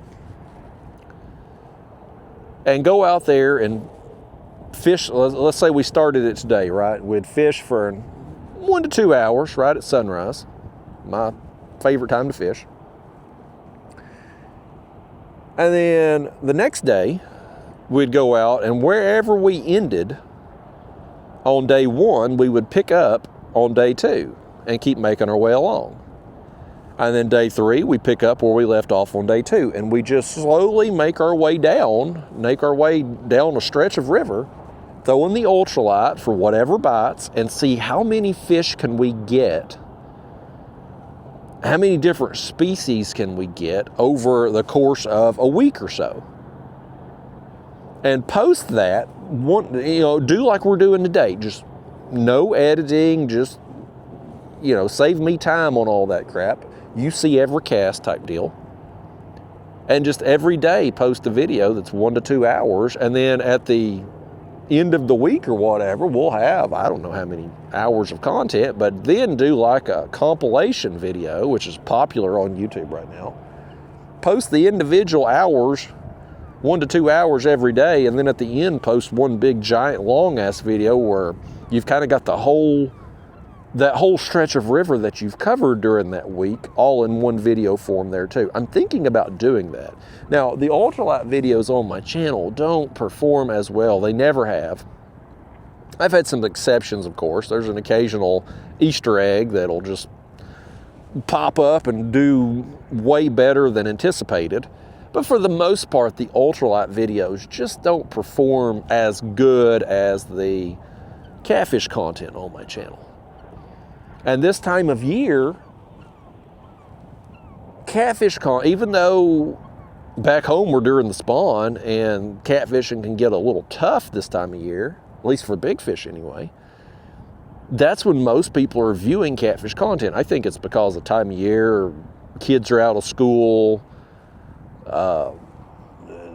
summertime is just kind of associated, even though summertime ain't the best time to catch catfish, that's when most people, in at least the United States anyway, that's when most people are actually catfishing, in the summer. And so because of that, that's when most people are viewing catfish content. And that's when most people are kayak fishing too, in the summer. So more people are viewing kayak fishing content. So it just kind of comes together for me that this time of year, every year, I can set my watch to when I'm going to get more views. June, July, and August until school starts back, that's when I'm going to get the bulk of my views.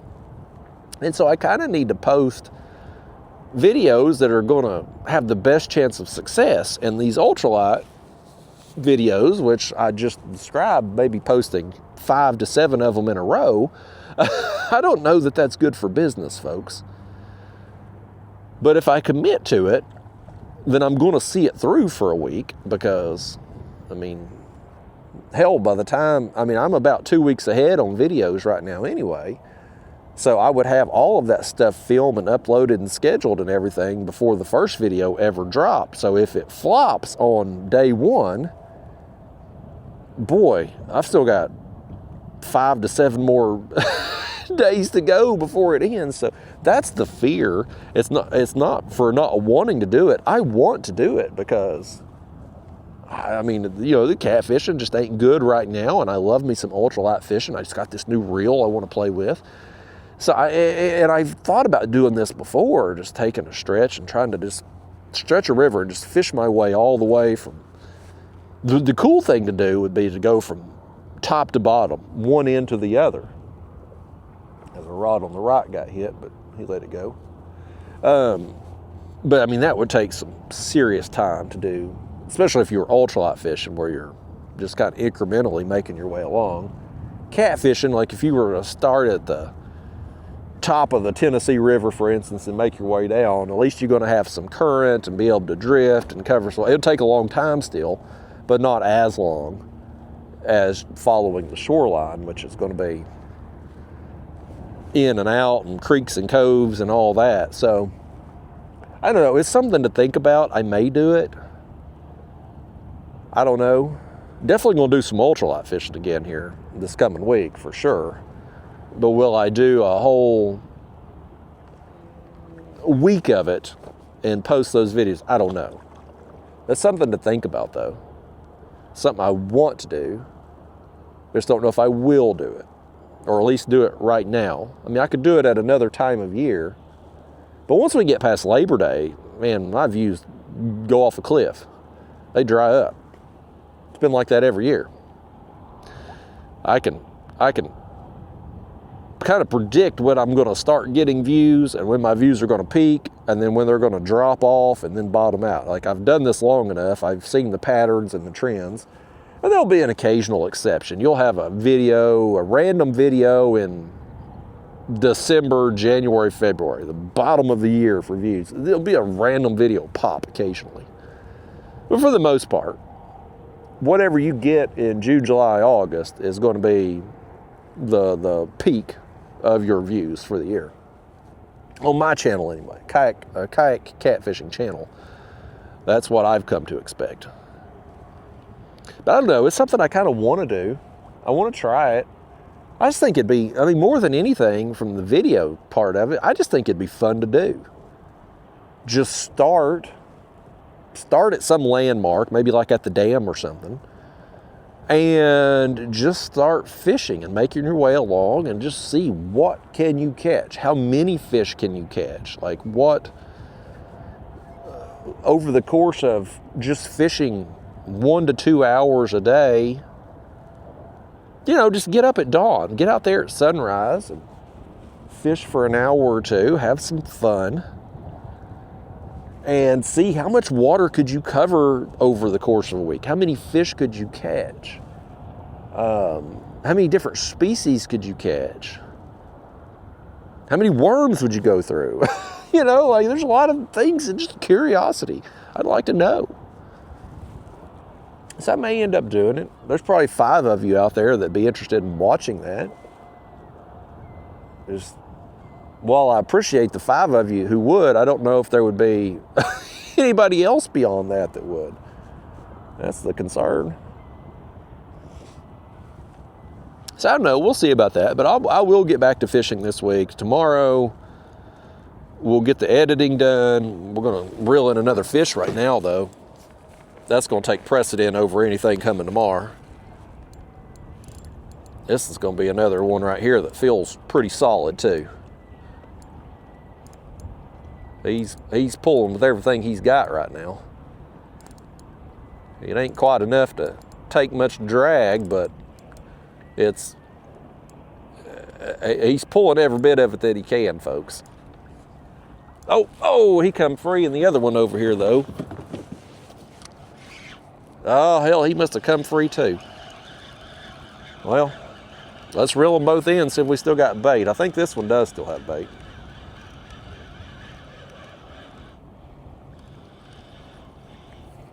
Oh, hell, it's in our other line. Well, I'm glad we did check that. Bait's ruined. Bait's ruined, and it was in our other line somehow. Crapola, buddy. That was a bad series of events. I'll let you all go to reel in a couple fish, and you lost both of them. And got a line tangle. That's a hell of a job you just done. We'll cut a couple more and put on.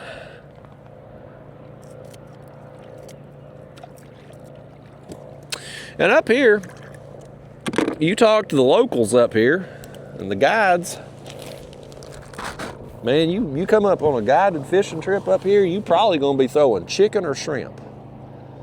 Like, that's what they're gonna throw, and that's what they'll tell you to use.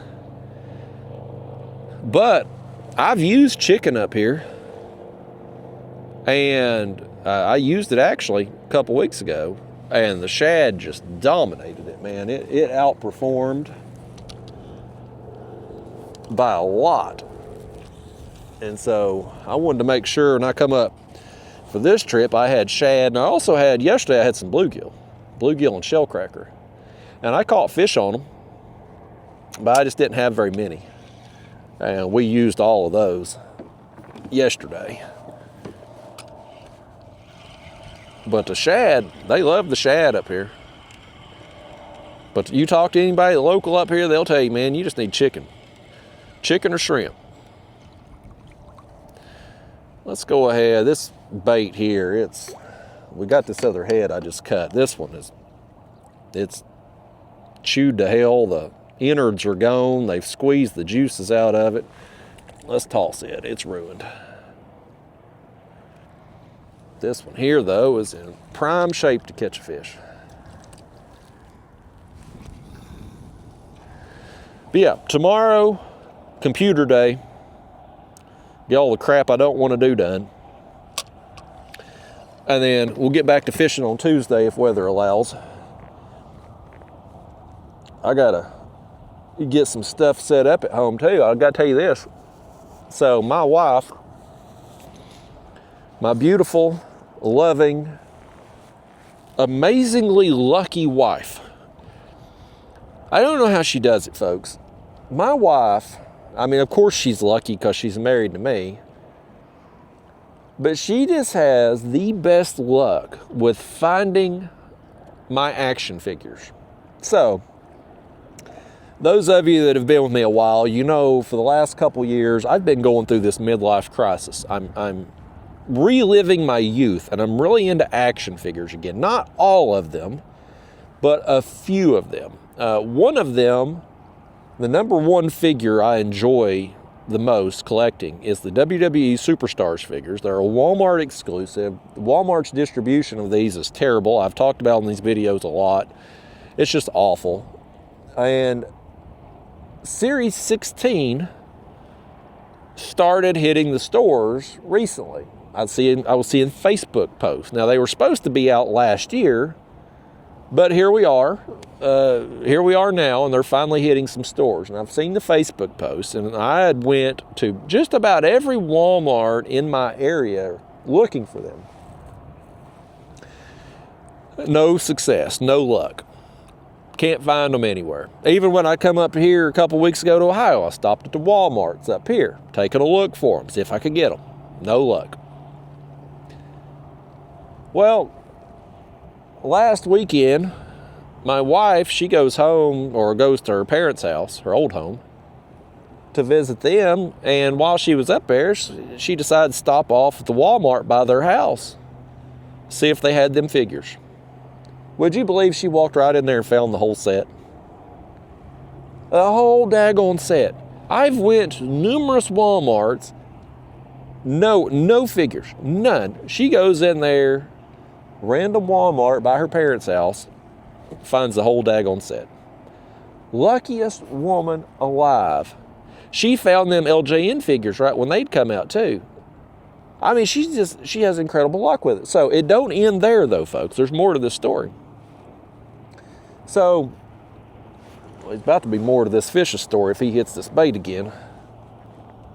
Let me turn around and face this one for a second, since it was getting hit. We turn our back on the other one, now it'll go down. There he's getting after it. He knows he's on camera, he wants to put on a show.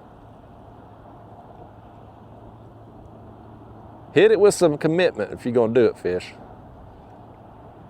You holding up a story here. All right, we're gonna get back to the story. So, I had talked about on one of these videos recently, I don't remember which one, there was a display I was wanting. So Target is the exclusive dealer of the WWE LJN figures. This fish, he's hell-bent on interrupting this story, ain't he? Let's just go ahead and reel him in. Well, that's not, because he just come free.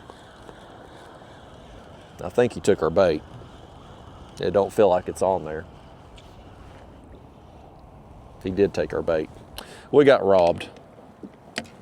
We've been stolen from. Like my wife kind of took something she wasn't supposed to take. I'll tell you about that if we can ever get this damn story out.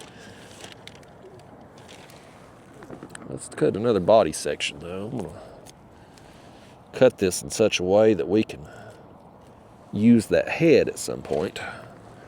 I got a feeling we're gonna need it at the pace we're on. So anyhow, actually, let's hook up into the belly. I told a story recently in one of these videos that I was looking for this display. So Target, Walmart has the WWE Superstars. They are the exclusive retailer for that line of figures. And Target is the exclusive retailer for the LJN style.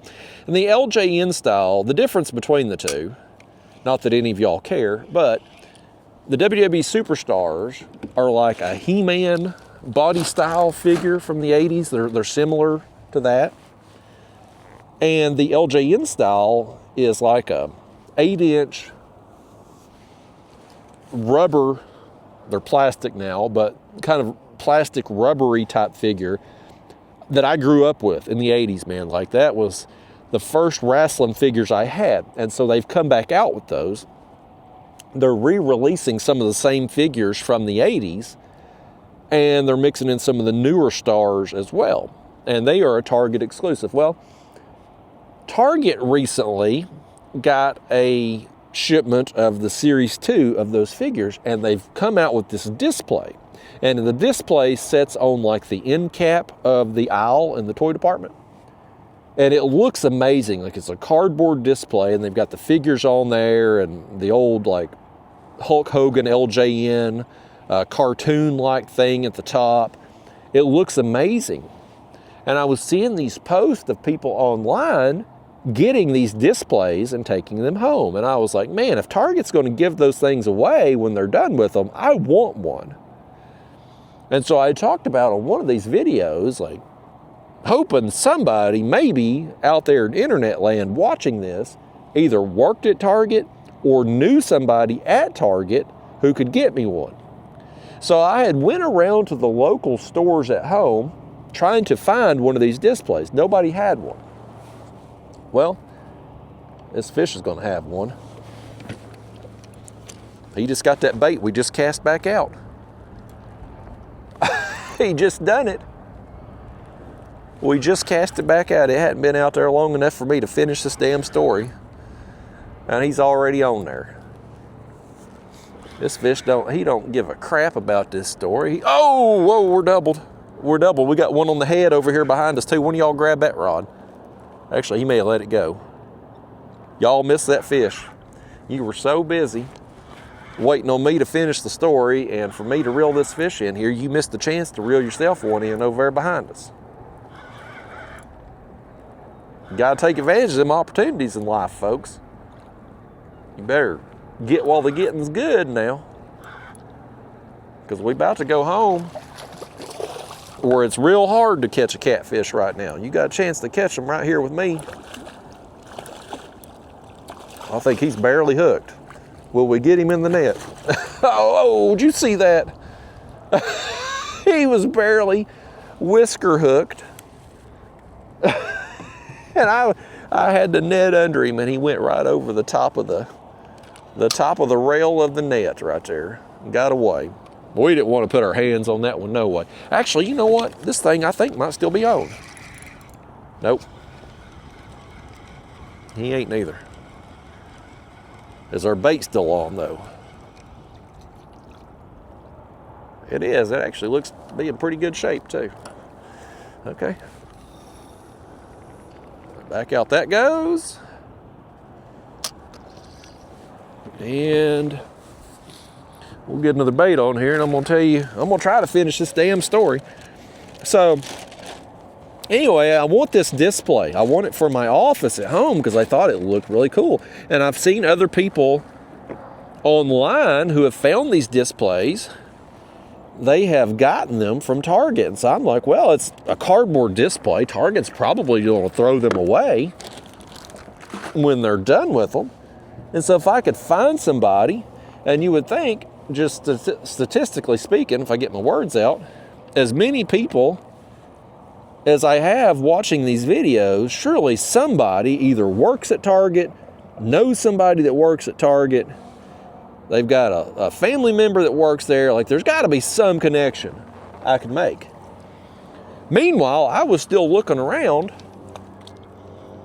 at the Targets to try to find one myself. Well, finally, one of the Targets back home had one. And I'm like, oh my gosh, I'm seeing it in person. I'm like, this is amazing. I want it. Well, it's ripped. And it's ripped right on Hulk Hogan's head. They had taped like a paper price tag or whatever, and taped it right on Hulk Hogan's head, and it was ripped. I'm like, well, I don't want that one. I want one in good condition. Well, right the day before I left to come up here to Ohio, again, my wife, luckiest woman on planet Earth, and not just because she married me, she goes to the Target closest to our house. They just put out that display. They had just put it out, folks, full of figures right there on the end cap. And so my wife, she goes and finds this kid working over there in the toy department. I say a kid, he's a young man, whatever. Young adult, he's over there, he's a Target employee, he works there, right? And my wife was like, can I have this display? And he was like, well, I can't really let you have it because it still has figures on it. Like, we don't throw them away until, like, either the figures are gone or whatever. And she's like, well, if I take these figures and put them on the peg, then they wouldn't be on here anymore. Could I have it then? And the kid was apparently like, oh, there's a peg for these? And she's like, yeah. And of course, the peg over in the actual wrestling figure section, it was empty. Because they had been out of those figures for a while now, but there was still a peg there. And he was like, oh, okay. And so he starts helping her take the figures out of the display to go hang on the peg. And so now the display's empty, and she's like, hold on, we got a fish over here. I just can't get through this damn story. These fish, man. They're like, Justin, you come up here to catch fish, not tell stories. Let's get your priorities straight. And these fish ain't lying either when they say that, because I am up here to catch fish, folks. Normally, we fill in these stories in between the action, but today the action's coming so quick, we can barely get half a story out before the next fish is on the line. And I wouldn't be surprised if the rod goes down before we're done with this one, who's swimming right at us. He ain't swimming at us now. These things, of course, the light tackle makes them feel good anyway, but they fight hard. Pound for pound, channel cats are pretty hard fighters. I'll give them credit for that. Back home, they're just so dang small. Even though they fight hard, they're so small, it ain't much of a fight, especially on the heavier gear. But since I've switched to the lighter rods, everything's a little bit more enjoyable to catch, even fish this size, which ain't a bad one. but ain't the quality that we could potentially get up here today. Did you leave the bait on, fish?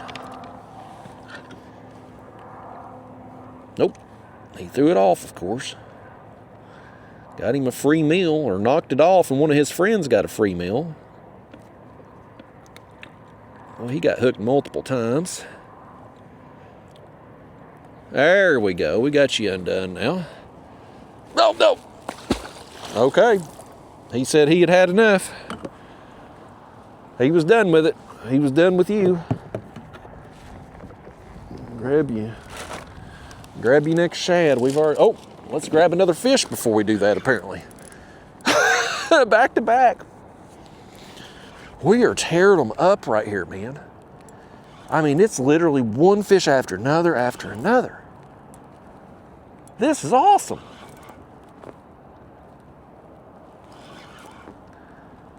Man, this is, you talk about some fun, man. This is, it might be channel cat heaven or channel cat hell, depending on how you feel about channel cats. But boy, there's a lot of action. I hate channel cats at home, but I'll admit I've enjoyed these trips up here. I certainly have. Here, I'll tell you, you tucker yourself out over there, fish. We're going to get another bait on this one. And then we'll work on you. And then we're going to try to finish out this story of my wife basically stealing this damn display. Yeah. The law's going to show up at our house. Okay. Got that one back out. I don't know if I told you or not, too. I got the graph on here. Hell, we might as well turn that graph off at this point. We're like 14 feet deep. 13, 14, depending on how the kayak's spinning. I'm turning that graph off, though. We don't need it. Just sitting here spot locked.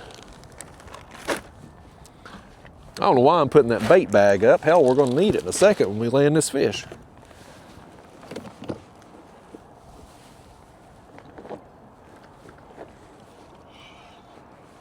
Okay.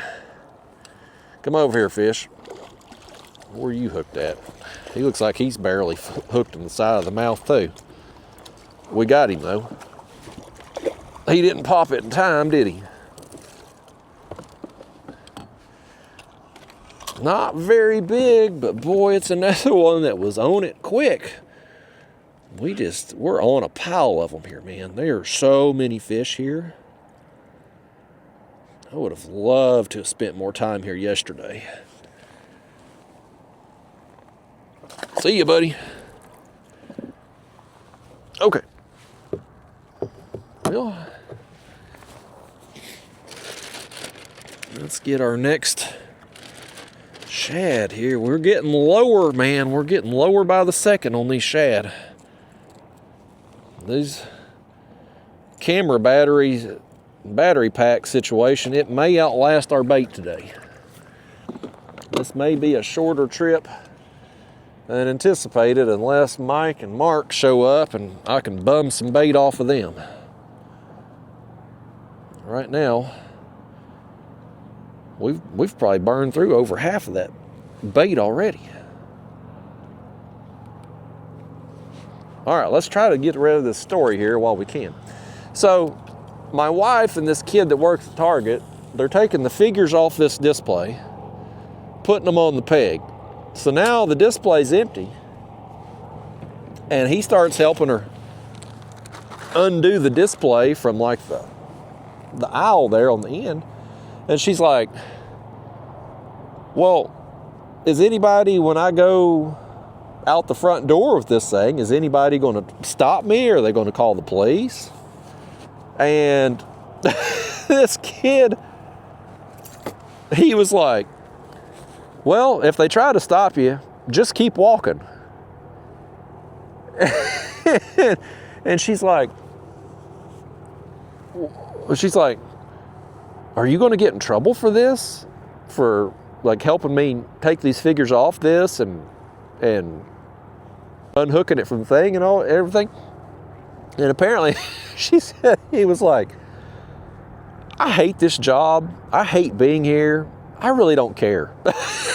So he helps her put the damn thing in the buggy, and she walks right out the door with this display, WWE LJN figure display, and brings it home to me. And I've got that damn display in my office, and so I'm going to get it set up. It did have a little tear on the top of it. I'm going to have to cover with something, but like the front of it with like Hulk Hogan and like the cartoon and all that on there, like it looks amazing. And it's probably, I would say it comes up to about probably my nipples, I guess, like chest high. So, I mean, it's probably 4.5, 5 foot tall. Like, it's a big display. And so what I'm going to do, I open my figures. Like, this display is made for the figures in the packages, right? Like, because in the store, they're obviously in the packages. But what I want to do in the bottom of, like, it's got multiple shelves in this thing, cardboard shelves. I'm going to get a board and put along the bottom.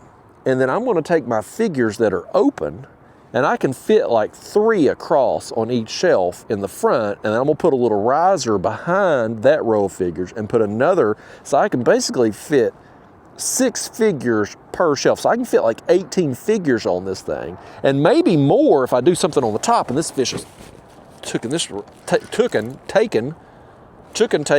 I can't get my words out. Taking it down hard if I get it going. This fish, he don't give a crap about no LJN figure display. But I had this one section in my office. There's like from where the door opens, there's a wall, and then the closet. And that section of wall right there, this thing just fits perfectly right there. So the perfect width for that area. And it gives me a place to put them LJN figures, which take up a lot of shelf space. Like on my other shelves where my other figures are at, like them LJN, because of the size of them, they're 8 inches tall and they're in a fixed pose position. So like there's more space in between figures and whatnot. Like this is perfect for that. And so I'm gonna be able to fit them on there. So I gotta work on that when I get home, but I wanna build up like the individual shelves on this display. They're kind of deep because they're made for the packages, you know?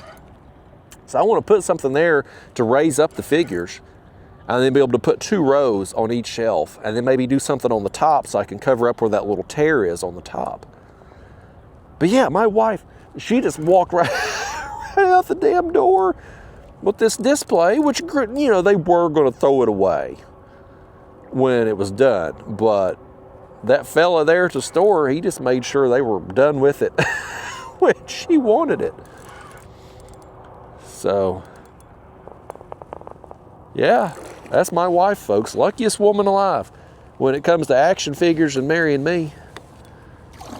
This fish don't feel very lucky right now. He feels like he's got a hook in the face, and he's about to be on video against his wishes. That's actually a pretty good fish. Oh, he's hooked. He ain't hooked in the mouth, folks. This one here's hooked in the fin somehow. He's actually a pretty good quality fish, though. I wonder if he's kind of swimming funny because of the way he's hooked.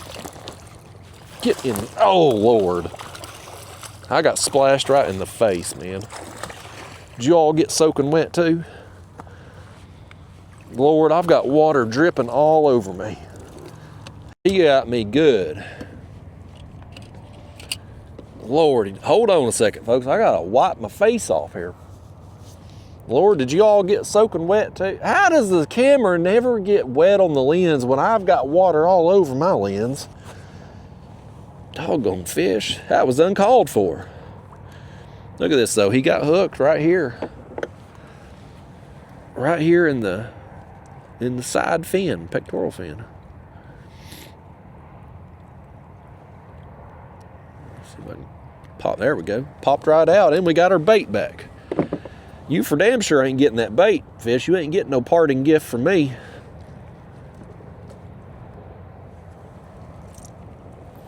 Okay, let's hold you out like that at least. You can have your moment of fame just like that. Ornery old devil got me sopping wet. Very, very unnecessary. Lord. What do you think? You want to try to use that bait again? I think we ought to switch it out. We'll keep it. We'll switch it out. It's looking kind of rough, but because we are running low, we're going to do what we can here. Okay. Yeah, so I now have the LJN display that I wanted and Series 16 of WWE Superstars. All thanks to my beautiful, amazing, super lucky wife. I don't know how she does it, folks. There's been so many times, there's been a figure I've looked for. I'll give you another example. This happened a few months ago. Jake the Snake. So Jake the Snake was Series 13 or 14. I can't remember now, top of my head. But there were two versions of Jake the Snake in the Superstars line. There was the regular version that has green pants, and then the chase version, they call it, which is a more rare, they made less of it, which is Jake the Snake in white pants. Well, the thing with these Superstars figures is they're all the chase edition because you can't find any of them, especially right after they come out in the stores because the distribution's so bad. But anyway, I did find Jake the Snake in a store one time, the regular one, and I snatched it up, of course. But I had been looking forever, hoping to find the chase edition. And I'd give up hope, and I wasn't going to pay eBay prices for it. So my wife, again, goes in a random Walmart and finds not only one chase version of Jake the Snake, she finds two. One for me to keep and one for us to sell on eBay. And we did. We turned around and turned a daggone profit on that thing. But yeah, I got my rare Jake the Snake as this fish is hitting our body section over here. All thanks to my wife who just, I don't know how she does it, folks. I can go in, I can stop at every Walmart from here to Tennessee on the way back home today. I'm not, but I could. And I wouldn't find a damn thing. My wife can just go into any random Walmart or Target and find exactly what she's looking for. It's unbelievable. I don't know how it works out that way. But nevertheless, I got what I wanted. I got my Superstars figures. I got my LJN display. And so I'm going to work on that a little bit tomorrow too and get that thing set up and get my figures on there how I want. I'm pretty pumped up about it. I think it's going to look real good when I get everything situated. So I redone my office a few months ago. That's when I'd smashed my toe, by the way. Look at my toe. I've lost half the nail now. I cut it off, the part that broke loose. I've still got this part of my old nail still on there, and the new nail is starting to come in up under it there. Looks terrible. Looks awful. Even the foot perverts right now are disgusted. But anyway, when I redone my office back in February, I dropped my old desk onto my toe, and that's what caused that. But in the way I've got it set up now, I've got some shelves, like the cube style shelves.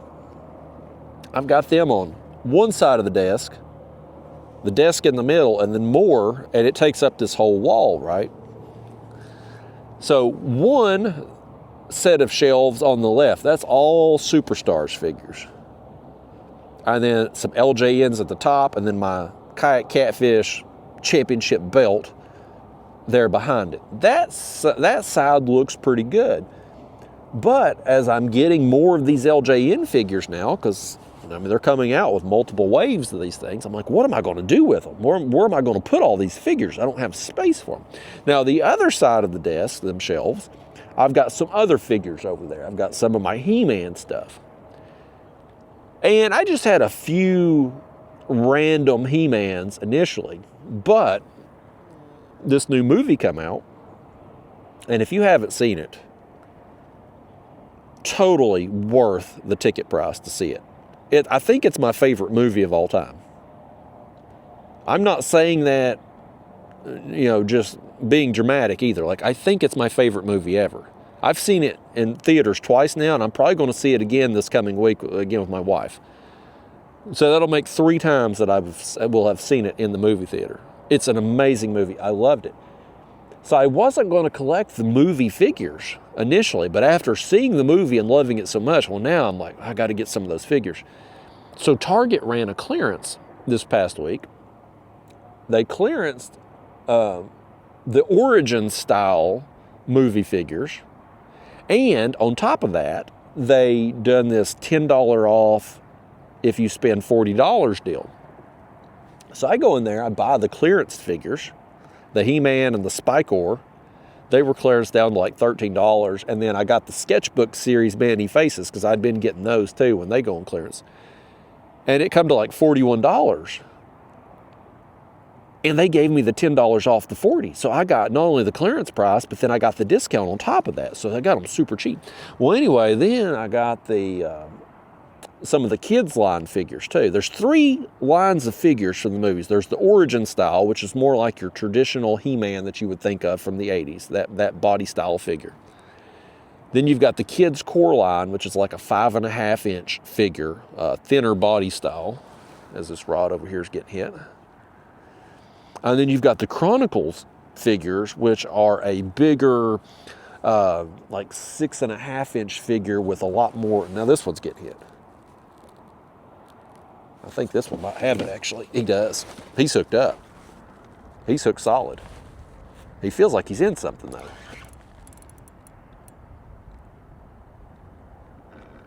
We're hung in something here. What are we hung in? Has he got us wrapped around a rock down there? Like, what's up with that? You hear that? Like we're rubbing across something. My line is rubbing across something. We're probably going to break off on this one. What the hell could I be hung in that we haven't already been hung in? As many times as we cast out, as many fish as we've reeled in, how have we not got hung in whatever we're hung in right now?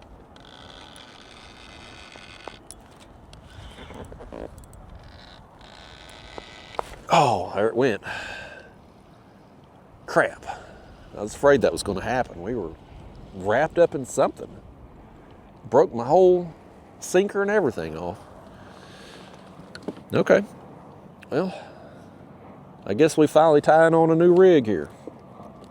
How about that? Let's get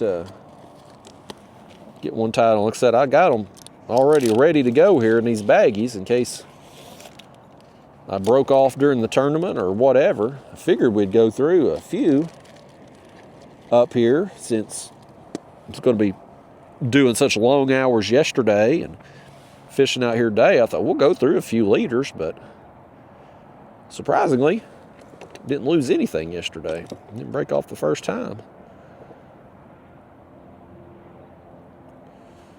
Get this retied here. I gotta finish this story because I'm passionate about these figures. You all know this. My midlife crisis is in full swing, folks. Full swing. 44 years old, grown-ass man, and I spend half my day being excited about action figures. I mean, this is insane. Hell, last night after the tournament, I went to 2 Walmarts and a Target up here, just on a fig hunt, just looking for figures. All right, just like that. That retied. 1 knot and we're ready to roll. We'll take this. This is a larger piece of shad right here.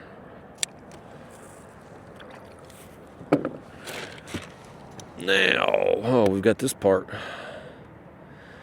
Boy, it's about to be tied in a knot right there. It must have been where I had it in that sandwich baggie.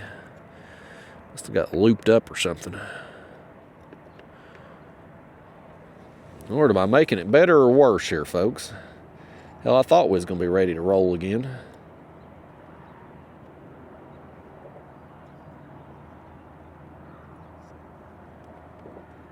Oh, hell, there's another damn knot. How the hell did we do that? Did you all tie knots in that thing? You playing jokes on me, you trickster, you. You danged old tricksters. I know how yous are. Playing jokes on me. Always setting me up for sabotage. All right, we got it. We got it done now, by gosh. We're in business here. So, these He-Man figures. 3 lines of them. The other one I was explaining when that fish wrapped us up and broke us off was the Chronicles line. And that's the kind of adult collector line. They're a bigger figure. They're 6.5 inches. And they have a lot more articulation.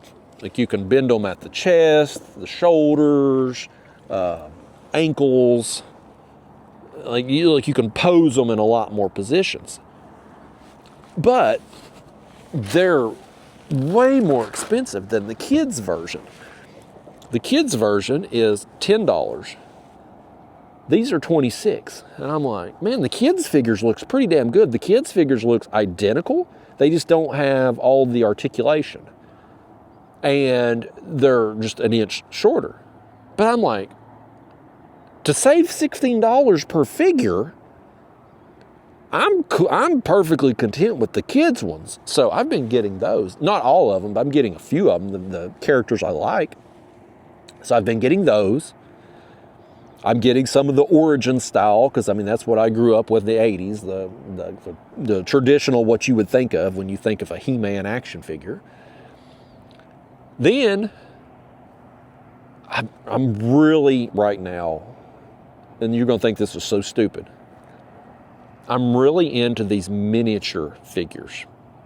So I actually, when I come up here to Ohio last time, I picked them up at the Sandusky Walmart. They're called Mighty Masters. And it's He-Man action figures on a 3.5 inch scale. And I had seen a video of these things, and I thought, man, those look pretty cool. They're only $4.97. They're cheap. I'm gonna get those. And then I went to the store at home and I saw them. They're a Walmart exclusive. And I looked at them in the package and I'm like, well, these aren't any good at all. I don't want these. And so I passed on them. Well, I come up here, and after I'd seen that video on them and whatnot, I was kind of aware of them, and I noticed that the distribution wasn't equal across the board. So these figures, they come 8 per case. And in the first wave of them, you had He-Man, Skeletor, Beast-Man, and Man-at-Arms. Those were the 4 figures, right? Well, the cases would come 8 figures to a case, as this fish is. Let's see if he's got it. He does. We got another one. Oh, I just felt him let go. Dang. Let's see if he got her bait. I pulled it right out of his mouth. Yeah, he got enough of our bait. We got to switch it out there. Look at that thing. Tore all to pieces, man. He ruined it. Dang. So anyway, these figures, they come 8 to a case, but you've got 3 He-Man, 3 of the Skeletor, and only 1 Beast-Man and 1 Man-at-Arms. So if a person goes into Walmart and they buy the whole set, then the next person ain't going to be able to find Beast-Man or Man-at-Arms. And I get why they done that, because they knew, I mean, most people, if they just want something to put on their desk or shelf, they're not going to collect the whole line. They're probably either going to get just a He-Man or just a Skeletor, or both He-Man and Skeletor, but maybe not pick up the other figures. And so I get why they done it, but that has made Man-at-Arms and Beastman a little bit more difficult to get. And so when I come up to Sandusky last time, the Walmart over here had multiple cases of them. And so I got they didn't have any of the, they had multiple Beastmans. And so I got them, and I was like, I'm going to sell them damn things on eBay. Well, I did sell one on eBay, but by the time eBay fees and shipping fees and all that, I only made like $2 and something profit off of it. And so I was like, I'm going to open this thing up. The other one I had there. And once I open out the package, and again, they look, and the package, don't get me wrong, the packages don't look bad. There's some cool artwork on one side of it. But there's just something about the packages that makes the figures not look as good as what they do once you actually open them. But once I opened that first one, I was like, man, I got to get the rest of the set. So I did. I ended up tracking down the rest of the set. And all these Walmarts, they have a bunch of He-Man and Skeletor. It's the Man-at-Arms and Beastman you can't find.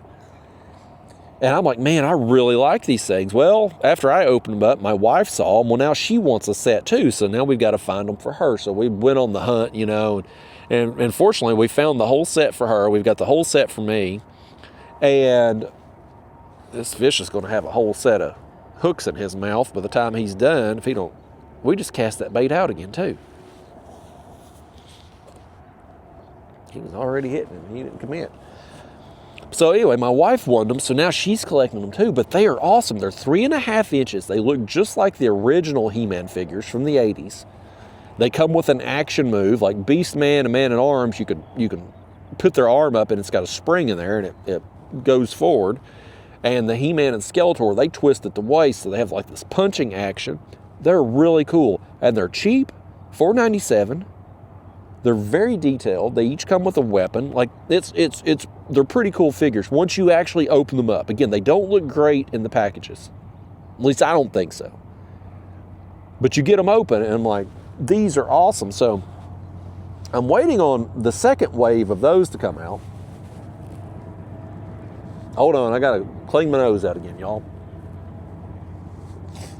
I'm struggling here today with all this, whatever's blooming up here is tearing me up.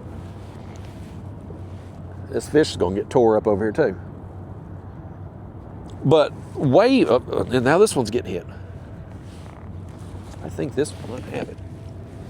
This one is hooked up. This one is. This fish here, he don't give a crap about wave 2 of the Mighty Masters He-Man figures. He don't care. I do though. I want them. I want them all. I'm going to tell you about what I'm going to do with them too here in a minute. We get this fish in. I got plans for these little action figures.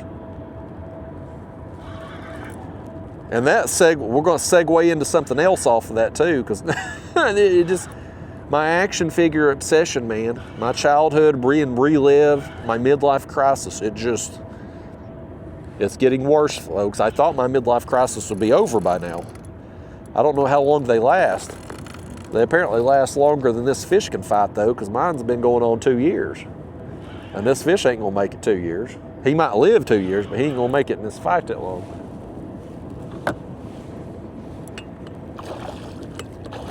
Get over here and get in that net. Oh, he swam right out of that net. Did you see it? He went in and out. There, we got him. There he is. I don't know how many fish we've caught today, y'all, but man, we haven't had more than a few minutes break all morning long now, over 2 hours. We haven't had hardly any breaks at all before the next fish hits. I mean, this is incredible. I mean, it's just amazing.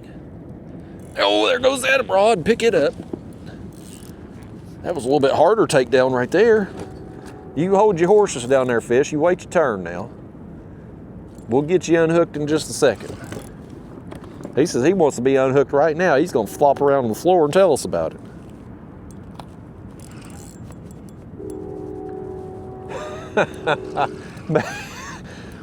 I mean, this is such an incredible fishery up here, y'all.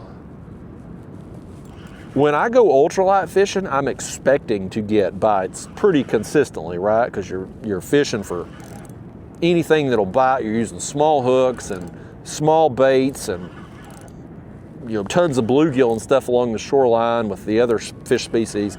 So you expect to not go very long between bites in that situation. But catfishing can oftentimes be a long time between bites, but not up here. Not today.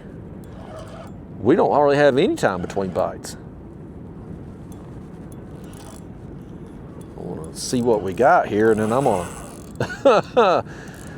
He said he don't want me to see him yet, but I'm gonna see what we got, and then we'll get this one in the floor out of the way. Yeah, this one here, he's about the same size as this one. Let's get him going. I don't like leaving them setting like that, but sometimes you gotta do what you gotta do. That right, fish. We gotta reel the one in before we can get you going. There he is. Okay, see you, buddy. He's kind of skinny. Let's grab this one now. We'll just go ahead and get him going and rebait them both at the same time. Not that we got much bait left to do it with. I really wish Mike and Mark would show up just so I could bum some bait. I don't know if we're going to make it much longer with what we got. This one right now, for the moment, still has the head bait on. What kind of condition it is, I don't know, but it's at least still on there for the moment. I think this one here is a little bit bigger than the last one. Let's see.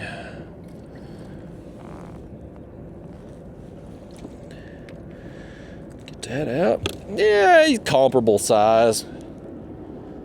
Got a mark on his belly there. There we go. Let's take a look at this. Can we work with it here? I'm gonna go ahead and send it back out just because if we had more bait, we would toss this, but we don't. So we're gonna roll with what we got here. Try to get another one off of it before we replace it with one of the few we got left. Okay, so anyway, these they're called Mighty Masters, right? And they're coming out with Wave 2 at some point soon. There's pictures online of them, but to my knowledge, they're not in stores yet. But it's going to have another He-Man and Skeletor. That'll be the battle armor versions of those. And then Trapjaw and Fisto are going to be in there. And I'm going to get those too. And of course, I'll have to find extras for my wife because she's into them as well. But what I want to do with these things, I want to get the Castle Grayskull. And those were made for the original figures, right? The 5.5 inch traditional, what you would think of, the origin style they're called, but what you would think of as a He-Man figure. And the castle, I had it as a kid. It was, like, you could play with it, with the figures as a kid, but you could tell, like, it wasn't really scaled appropriately. Like, if you had He-Man sitting on Battle Cat, you couldn't walk through the front door of Castle Grayskull, right? It was too tall. The He-Man sitting on Battle Cat was too tall to go through the door. But with these smaller figures, the castle, it's scaled to those figures so much better. So back to my office, right? On the right side, I've got them other He-Man figures on those shelves. On the very top, I think it would look amazing to have Castle Grayskull along with those miniature figures to be on the top of those kind of, they're like cubicle, they're like bookshelf cubes, if you will. And of course that long shelf there on top. So I think it would be perfect for that. So I'm looking for a cheap Castle Grayskull at the moment, and I'm going to put up there with those figures. But I'm into them, man. They're 3.5 inches tall. They look amazing. They're very detailed and very cheap, and I love cheap. And yeah, so I open those figures. I'm into them. My wife's into them. And I'm at the store, and I see those WWE knuckle crunchers. That's what they're called. They're a miniature figure too. And I've seen them before, and I thought, man, those things are stupid. Like, because the way the packages are in the store, like you can actually touch the figure. And like when you move the arms, they'll snap, like they make like a pop sound. I guess that's why they call them knuckle crunchers, because they kind of sounds like the bones are crunching or something. And I've seen them before, and I'm like, I ain't interested in that. That ain't for me. But after getting into these miniature He-Man figures, now I'm like, I bet those WWE figures would... Hold on, we got a fish. Well, he's pulling too now. He ain't taking no line, but he's pulling just enough to not take it. This might be a little better right here, folks. If he ain't better, he's at least fighting with everything he's got. I'm gonna have to get my sunglasses on in a minute too. I'm getting pulled around into the sun here, and it's about to blind me.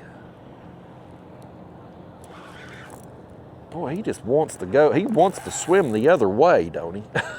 He is not swimming toward us at all. There he comes. Now he's turned. He just didn't want to turn and come toward us. I'm interested to see how big this one's going to be. He feels pretty good.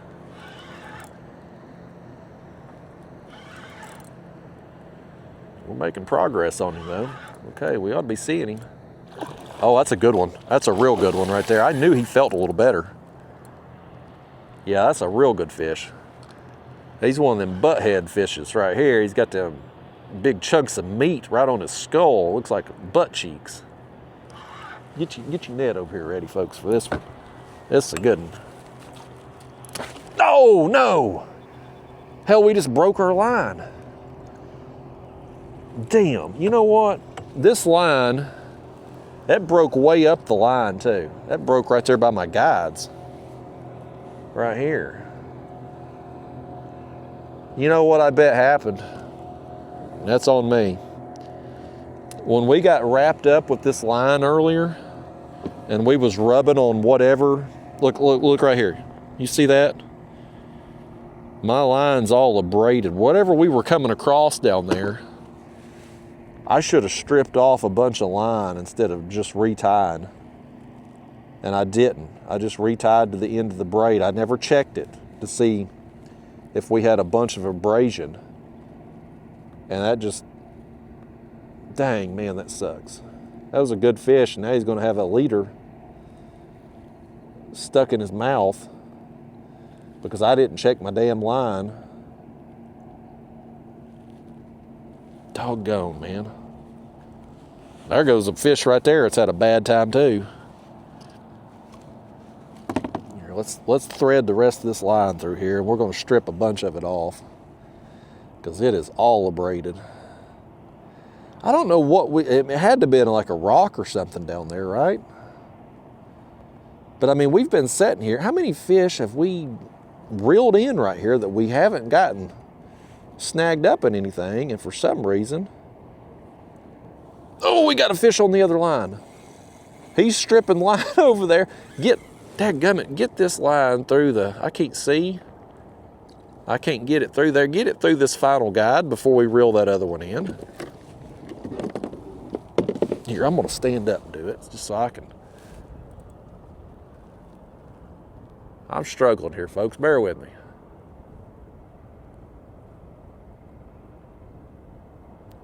There we go. Lordy days, what an ordeal that was. Yeah, we're going to strip off a bunch of that line, get all that abraded off there in a minute. I should have done that before, and I didn't. Dadgummit. That's unfortunate. It's unfortunate for the fish, and unfortunately lost another one of my $6 sinkers. Them things ain't cheap. It's going to cut into our tournament winnings right there, folks. I do like them inline dragon sinkers though. It's better, they work way better than even the ones I used to make and any of the others I've tried. Like, they just don't get snagged up as much as anything else that I've ever used. So they're my #1 sinker, even despite the price. The company that makes them's proud of them, by gosh. Between the sinkers and the shipping, boy, it gets expensive, but they're worthwhile. This is gonna be another one right here. I think it's pretty good fish. He feels good.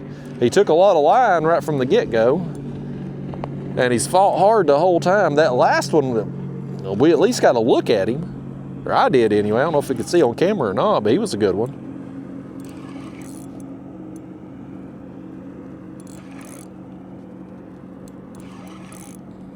You know, it's probably a good thing I couldn't fish here during the tournament yesterday, because with the tournament being 9 hours, I'd have burned through both bags of my bait yesterday with as many fish as we've caught here today.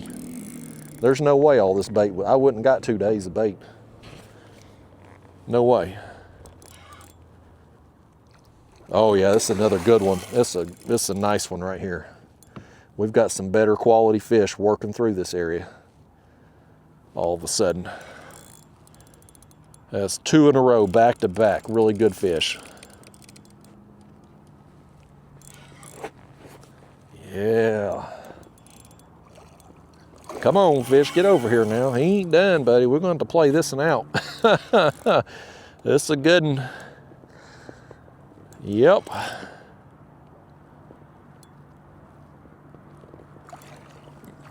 Yeah, there's some better quality fish that have worked through this area, and we just busted them boom, boom, back to back.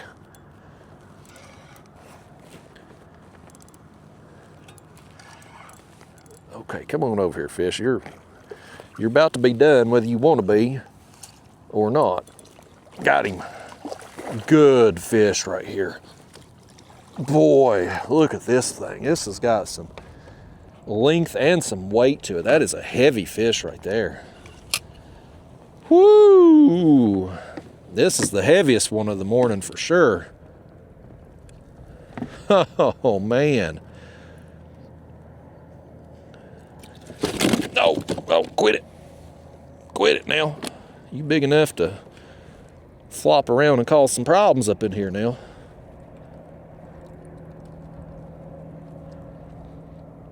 Gonna have the hook back. There we go. We got rid of it. I'm gonna hold this fish up, even though the lighting is gonna be terrible. I'm still gonna hold him up.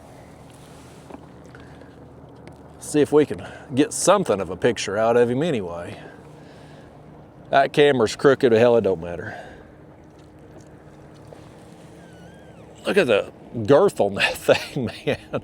I don't know if it's the longest one we've got today. Oh, quit it, quit it, quit it. But he's, oh, you know, go on. Go on then, you old thing. Done tore my thumb all to pieces. Daggone fish. I liked him better than he liked me, I reckon. That was fun anyway, man. That was a nice series of events other than breaking off. But I'll take them like that anytime. Hell, if the channel cats back home got like that, I wouldn't hate them as bad. They just don't grow them like that there. All right. Well, let's do 2 things. Let's get the bait on the left back out, and then we'll work on tying another rig on the left. I mean on the rod on the right. After we strip off that line that got all abraded. I should have checked that. That was dumb of me not to check that line after we got caught in something down there. Whatever it was, just fish just had ran us around it, and we just, that's the thing about braid. It's not very abrasive, or abrasion resistant, I should say. Braid is gonna mess up on you more so than the mono or fluoro. But I I like the lack of stretch in braid, especially with the lighter tackle rods. That lack of stretch is helpful with getting the hook sets. So it's a trade-off, and the trade-off bit us today. All right, let's start pulling off some of this line here and see what we can do. Just trying to take a look down through here. I think we're probably pretty good at this point. I think that's probably enough. I'm not seeing any more abrasion like we had, so here, let's get this out of the way too. I want to stick this under the seat here until I get back to the ramp and can throw it away. Way it don't fall in the water. Okay, let's grab another one of our rigs.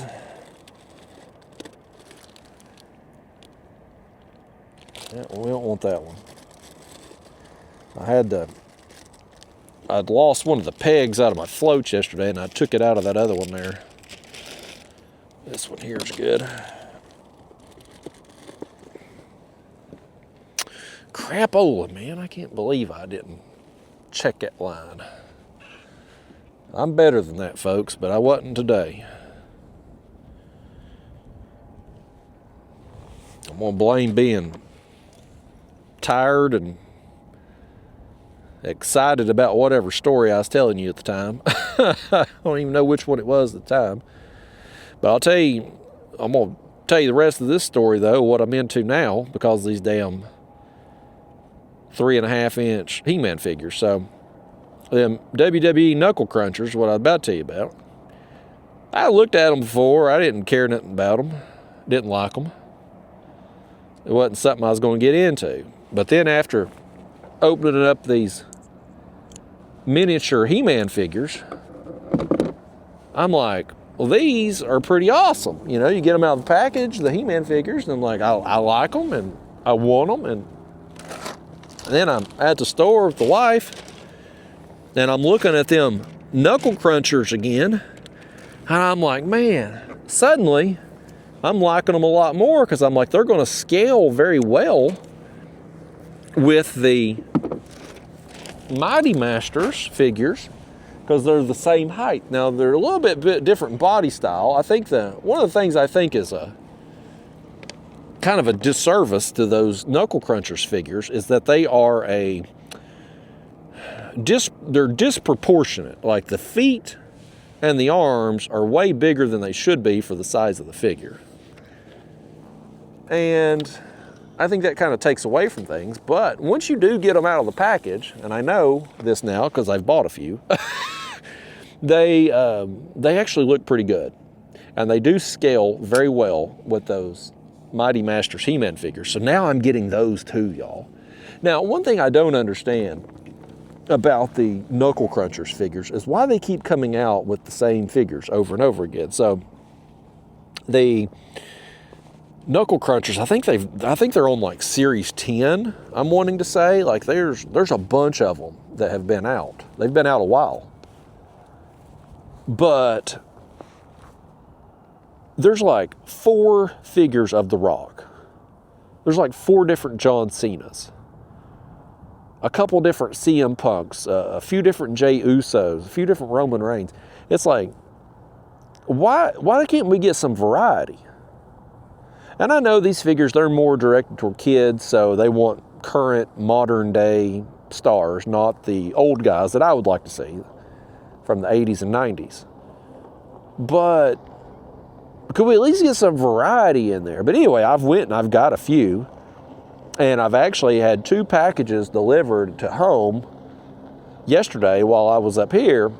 I got an eBay deal for a 3-pack of figures that has Cody Rhodes, John Cena, and The Rock. And then I got a ring that has a Brock Lesnar figure with it.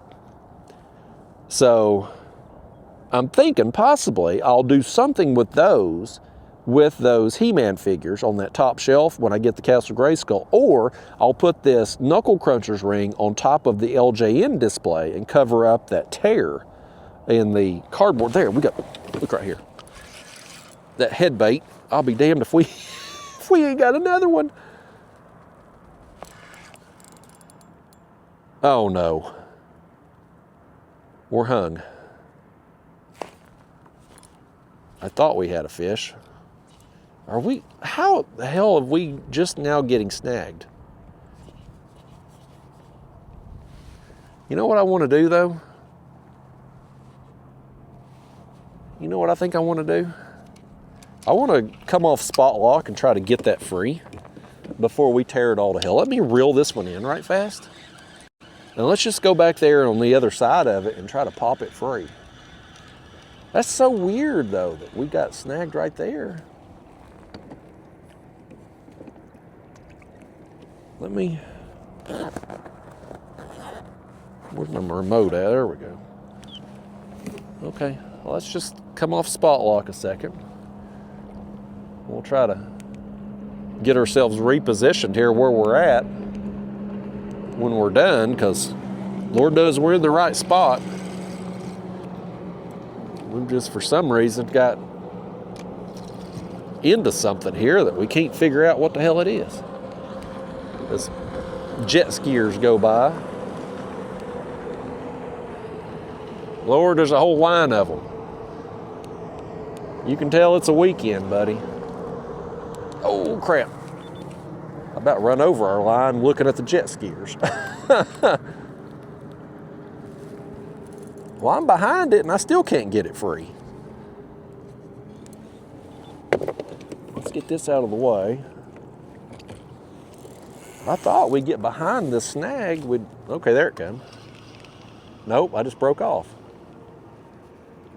God almighty, we're going through some rigs all of a sudden here, folks. Let's get back over here and get repositioned before this boat over here is going to set up right where we was at. I hope he really ain't about to set up right there where we was at.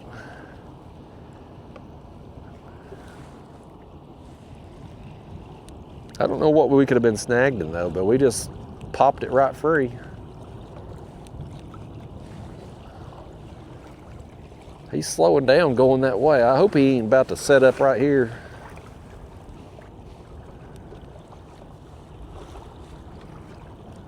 I think we were somewhere right in here. It ain't an exact science. There's rocks all in this area right here. Right here between these two land masses. Okay, I'm gonna spot lock us again right here, and we're gonna cast this bait on the right back out and work on yet another daggone rig over here, man. All my profits that I was gonna have, although they weren't gonna be much, they're gonna be going to spend on extra sinkers again. We'll have to look too and make sure that this braid on this line ain't got some abrasion like the last one did.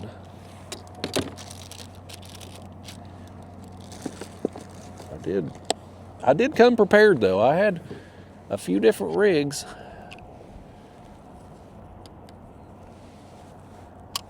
All right, let's take a look at our line here. We didn't sit there, the other one that had all the abrasion had a fish pulling. This one did not. Well, I mean, I thought it was a fish, but initially, but I think it was then just a snag. I think we're good. I'm gonna cut off a little bit of the line anyway, but yeah, that's the thing about braid, man. They're just, you get on something rough or you get snagged in something, you're in trouble. But that lack of stretch, though, it's just, I think that's so important when you're using the lighter gear, because of the give in the rods and the give in the kayak. If you've got stretch in your line from like the mono or whatever you're using, like the braid don't have stretch. So that's going to help offset some of that give that you're going to have from just the gear you're using. So I think it's helpful. But in situations like this where you do get hung on something, like you can't pull very much, like if it don't pop free instantly, then you're probably going to lose the rig. And we did.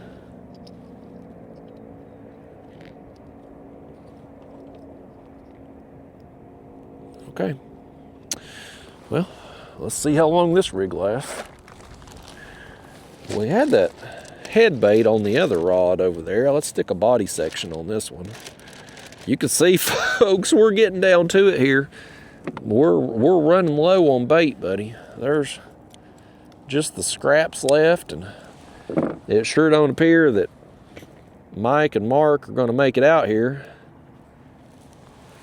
They've partied. I knew they would. I knew they would. I that's why I never took Mike too serious when he was talking about us fishing together, because I've been down this road with him before. This is what they do. They come in for a tournament, and then they end up doing more drinking and partying than they do actual fishing. This is a business trip for me, by gosh. I'm out here to catch fish. I'm out here to catch fish and cash checks in a tournament, by damn. That's what we out here to do. I ain't the party and drinking type. Never have been. I think when I was a kid, well, teenager, my young and impressionable years, when all of my friends in high school and stuff, they'd go out and party and get drunk and whatnot. My grandpa, he was alcoholic. Bad alcoholic. Like in and out of jail all the time, and just always in trouble of some kind, either from alcohol or from legal problems, from where he had gotten in trouble from doing stupid stuff when he was drunk, getting in fights and getting in jail, and just crap that alcoholics do. And so I grew up with that. I grew up watching that when I was a kid and teenager. And I think it was probably a good thing for me having that as a grandfather, because it deterred me from drinking. Like I never got into it. I never had a desire to go out and drink and party and whatnot. And don't get me wrong, I've had some drinks in social situations and stuff and whatnot. Like I'll choke something down, but I don't have a taste for it. I don't know. Alcohol is just not my thing. It never has been. And I think it's because of this bait over here is this fish's thing. I hope he don't get us hung up. But yeah, I think my grandpa being such a bad alcoholic during my young and impressionable years, it deterred me from getting into it. And so now these tournament trips, these guys, they go out after the tournament and getting smashed, and whatnot. Oh, that fish popped free. I just don't have any interest in it. I guess Mike and Mark don't have any interest in fishing today, because they still ain't out here. And they had said they were, unless they decided to go somewhere else, which I doubt, they were going to come here too. I sure would like for them to show up and bring some bait though, because I don't think we're going to make it too much longer if we don't. But you know what? Even though we may not get to fish as long as we wanted to this morning, we've caught the hell out of fish while we've been out here. I mean, we've been out here, almost 3 hours now, and I don't even want to think about how many fish we've caught. I couldn't count them up. I mean, it's literally been just, I'd be interested to know What's the longest break we've had between fish today? It couldn't have been more than 5 minutes. It couldn't have been. I feel like we can barely get a bait out before. I don't think I've told one story out here that ain't been interrupted 47 times. Did I finish the action figure story? I think I did. So anyway, let's recap here all the figures I'm collecting now. So my number one obsession is the WWE Superstars. I love those. If I could only collect one action figure, it would be those. I don't know why I enjoy those so much, but I do. They're great figures. They're more expensive than I would like them to be. They're $20. Although I've got a lot of them a lot cheaper than that. Just clearance and, old figures and stuff like that. But still, if you buy them new at the Walmart, $20. That's my number one. My number two would probably be the LJNs. But I'm really liking those miniature He-Mans right now. It could be 2A and 2B right now, of which I like more. Then you've got the other He-Mans, like the core figure kids line I'm collecting. And I'm not getting all of those figures, just some of them, the ones I like. The sketchbook series He-Man figures, I've been getting those, but I started getting those. When I first saw them, when they first came out, I was like, well, those look cool, but I'm not paying that for them. And then Target clearanced them. They were 75% off. I'm like, okay, I'll pick that up. And then the next figure came out. Same deal. I'm like, man, that looks cool, but I don't want to pay full price for it. Well, Target clearanced it again. Every one of those figures have been clearanced, and I've got them real cheap. So I've kind of, not necessarily meaning to collect that whole line, but I have them all at this point. I think there's been, the first one was a 2-pack. I think there's been 4 more figures since then, off the top of my head. So, there's a handful of them out, but I've got them all because they've all been clearanced. And then now the Knuckle Crunchers figures, which I'm not going to get all of those. I'm not buying 4 different figures of The Rock or 4 different John Cenas. I don't care about that much. But I'm kind of into those too. So I have a few different figures out that I'm collecting now. Plus my wife, she's into them miniature He-Man figures now. And, of course, she's got her Lego obsession. When I was up here on the fig hunt yesterday afternoon and going to Walmart and Target, I had to look for her Lego set she's after right now. We got a lot of toys going on at my house, folks. Me and my wife, she describes us as kids with adult money. Because that's what we are. We're buying damn toys. But we enjoy it, and it's fun and it's exciting to find them in the store. It's exciting to open them up. I like displaying them there in the office. Oh, big takedown. Nice. I hope he don't get snagged in whatever was over here, though.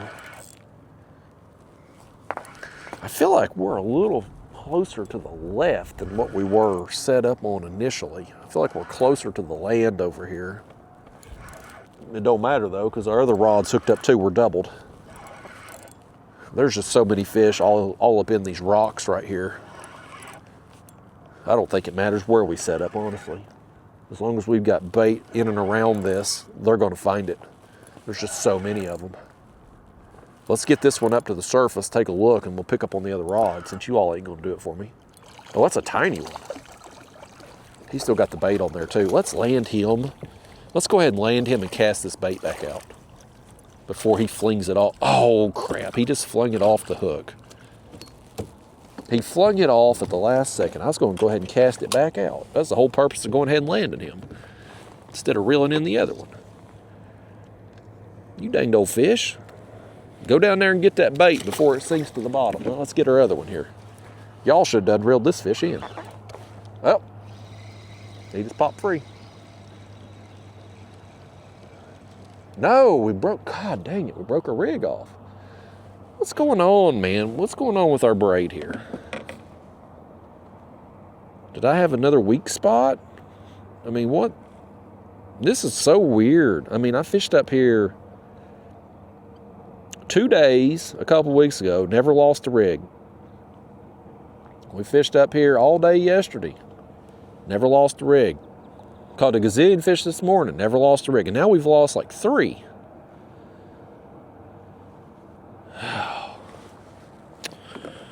Well, it gets frustrating doing this, man. I don't like losing a bunch of gear. I especially don't like losing it in fish.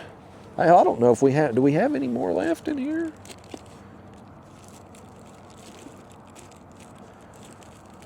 Well, you know what? I guess we're about to tie on a Carolina rig. My other dragging rig that I have there, I had to take one of the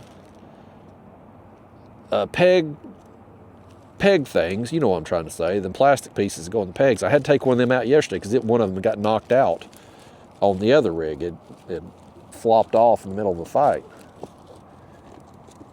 So it's not really fully functional right now. Let me find my sinkers in here. GoPro batteries everywhere. Empty sandwich bag. Where the hell's my sinker bag? I see the sinker's on bottom there. Where's the top of the bag? There we go. All right. Well, I guess we're going to put our dragging rig side by side test against the Carolina rig on bottom. Because that's what we're down to, folks. This is where we're at with it. We're out of dragging rigs at this point. I mean, I've got the heavier gear dragging rigs in my hatch here. I'm kind of just, at this point, I say we just tie on the Carolina rig and just see how it does. I hate to switch out this entire thing of braid because I don't think that's necessary, but we must have had another weak spot.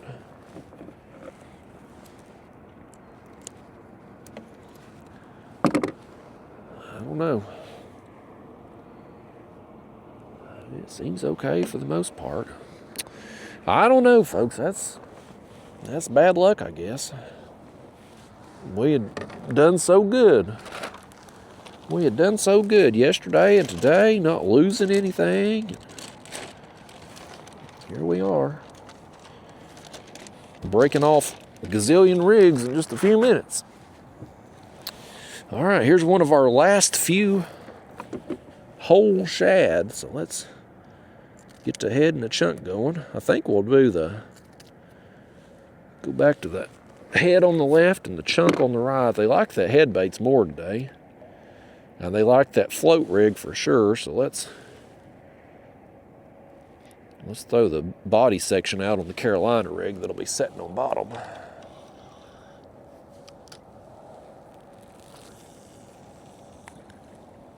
There it goes, got it out.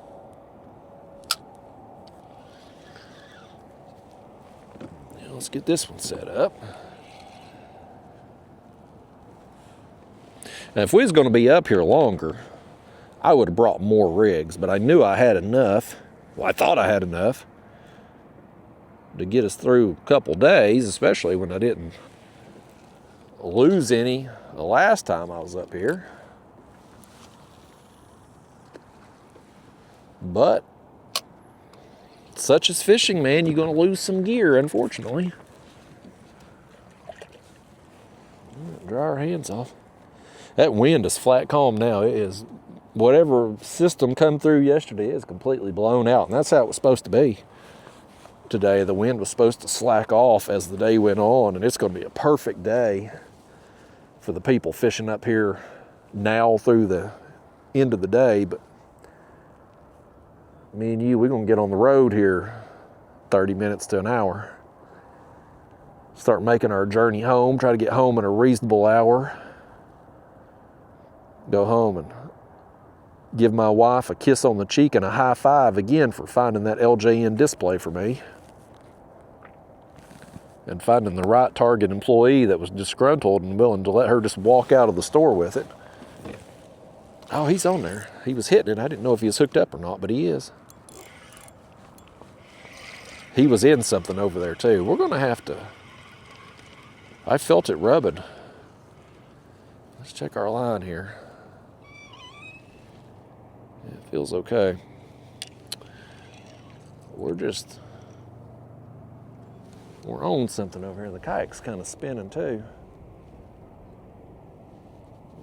Now that the wind is slacked off, the current is starting to get us kind of sideways. Well, I got to fix that bait though. Well, I'm glad I saw that. Before I cast it back out, the hooks went up right there.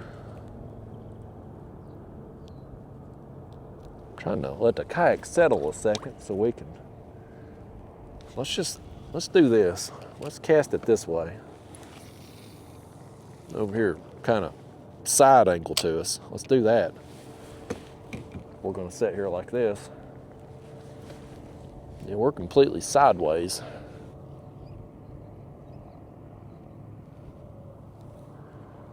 We'll just let everything get settled. The current may be about to switch too. I don't know exactly when it does, but it's almost like a tidal system here. The current goes one way for a while, then it goes the other way. This fish is going to go, he's going to come in this way. This is the one sitting on bottom. This is our Carolina rig. But yeah, the current changes throughout the day here like a tide. I guess just due to the size of the body of water here on Lake Erie. Ooh. But we may be about to go through that possibly too. I don't know. You know, down at the ocean, if you go fish at the ocean, you can pull up a tide schedule. They may be something like that up here. I've never looked into it, never asked about it.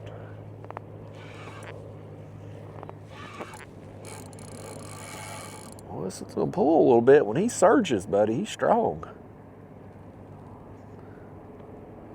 It may not make any difference at all today, but yesterday, the dragging rigs with the float just way outperformed my heavier action rod with the Carolina rig.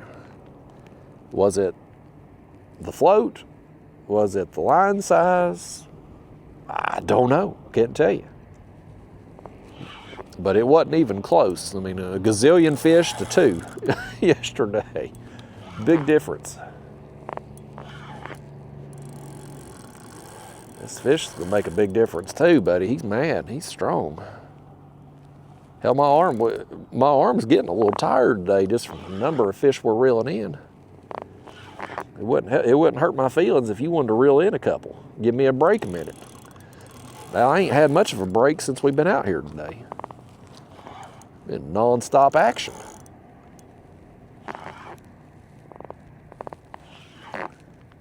I have days like this sometimes at home. I mean, sometimes you can just really be on fish. A big school, and they're super aggressive, but like, literally any day you fish up here on Sandusky, you have an opportunity for this. If you find that school, you can have a day like this. He ain't as big as I anticipated. He ain't bad. Oh, he's whisker hooked too. Did you see that? You're about to see it. This thing is just barely flesh hooked in the whisker. It's a wonder we didn't lose him.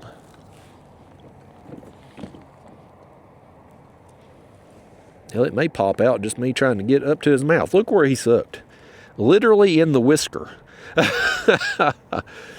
That was a hell of a hook placement there, fish. Yeah, long fish.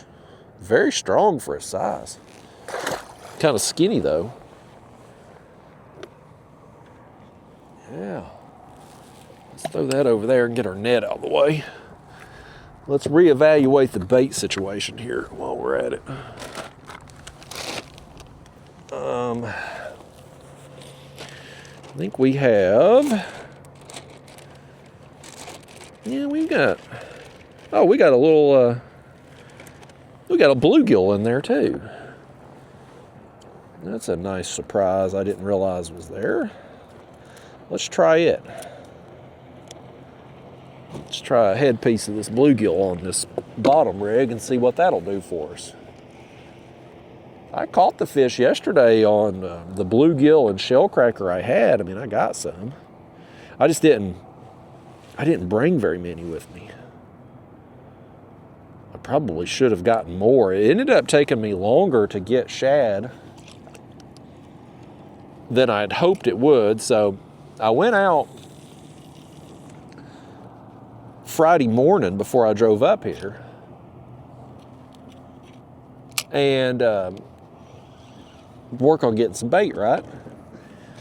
And I've been taking my live scope on my Hobie Lynx, and I've got it on a portable box, and I take it's kind of just a DIY redneck mount,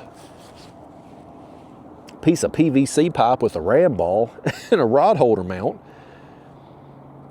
and I'll put it in a fixed position and then steer the kayak, and I kind of face it off at an angle over here because when I throw the cast net, it's easier for me to throw this direction. So I can get the shad lined up and make the throw. Well, as soon as I get on the water, my mount, where I'd had a ram ball with like a male thread, the nut came loose inside the PVC. So I didn't have access to my live scope mount, because I had to go old school on the bait ride. Just looking for shad, flipping, looking for birds, making some random throws. And I ended up, I got plenty of shad, enough for us to come up here and fish for 2 days. But it took way more throws and way more time than what I had hoped it would take. So, because of that, I didn't have much time left to try to get some bluegill. And so I made a few casts and ended up getting there a couple shellcracker and some smaller bluegill and just roll with what we got, because it took so long to get up here. And it's not a big deal for the Catyackers tournament trail, because in their tournament, you just show up and fish. There's no mandatory check-in or check-out process. But on the national trail, they do a board check the night before the tournament, where they evaluate your measuring board, make sure everything's on the up and up, and sign off on it, and then you have to be here for that. Well, I didn't have much time left. Like I had to meet the tournament director after the actual check-in time on Friday night, because I was getting in so late, and so I just didn't have more time to spend bait fishing Friday morning before I come up here. I just didn't have it. It took too long. But I was able to get plenty of shad for us, and the funny thing was I was actually a little frustrated, not just from the live scope mount breaking and taking the extra time, but I couldn't find many thread fins. I was getting gizzards pretty easily, but the smaller thread fins I didn't get very many of, and I of course didn't ended up needing them. But when we come up here a couple weeks ago, if you remember, man, that was, those smaller shad was what was getting our fish. The bigger baits wasn't hardly getting messed with. They wanted a smaller bait at that point in time. And I thought, boy, if it's like that this weekend, I might be in trouble, because I didn't get very many. But thankfully, they've been willing to eat these larger shad, and we've been able to use those, and in some cases get multiple fish off of each piece. But I'm gonna fix that. I got my to-do list, and I put that mount on there to remind myself to fix it. Simple fix. It's just that damn nut. I guess it just worked loose somehow, and I had glued the end cap, the PVC end cap, in place. So I couldn't just pop it off and reach down there and get the nut and put it back on. I couldn't do that out there on the water. I didn't have a way to cut that PVC. But that setup, man, I tell you, and I've got it on video, the live scope itself, that's not cheap. But the portable system I've got it on, from the box, that Plano utility box I got my graph mounted to, and everything inside the box, all the wires and all that crap for the live scope, from that to the DIY PVC mount, like it's a pretty cheap setup as far as the components to make it portable. And it's really worked out for me. Like I don't use it for actual fishing very much because I suck at live scope. But for finding bait especially, like, man, it makes catching shad so much easier. Not only getting shad, you make less throws, but you don't lose as many nets because you're not throwing in the blind. You're able to see, is there a brush pile there? Is there a stump over there? Like, what am I about to throw the net over? So it ends up, even though live scope is ridiculously expensive, it has come down in price a lot. And I'd bought mine on a Black Friday clearance sale a few years ago. That's when I got it. But just the money you're going to save in cast nets helps offset that cost of the live scope a little bit. So I definitely want to get that thing fixed though, because it does save time. I mean, if nothing else, it saves time, and time is valuable. That's kind of my motivation for not going after skipjack lately. It's like the skipjack fishing's been so bad at home for the last couple of years. You could go out and just waste a ton of time, waste a whole day, and not get any bait. Meanwhile, I can take that live scope out, go cast net some shad pretty quickly, just about anywhere.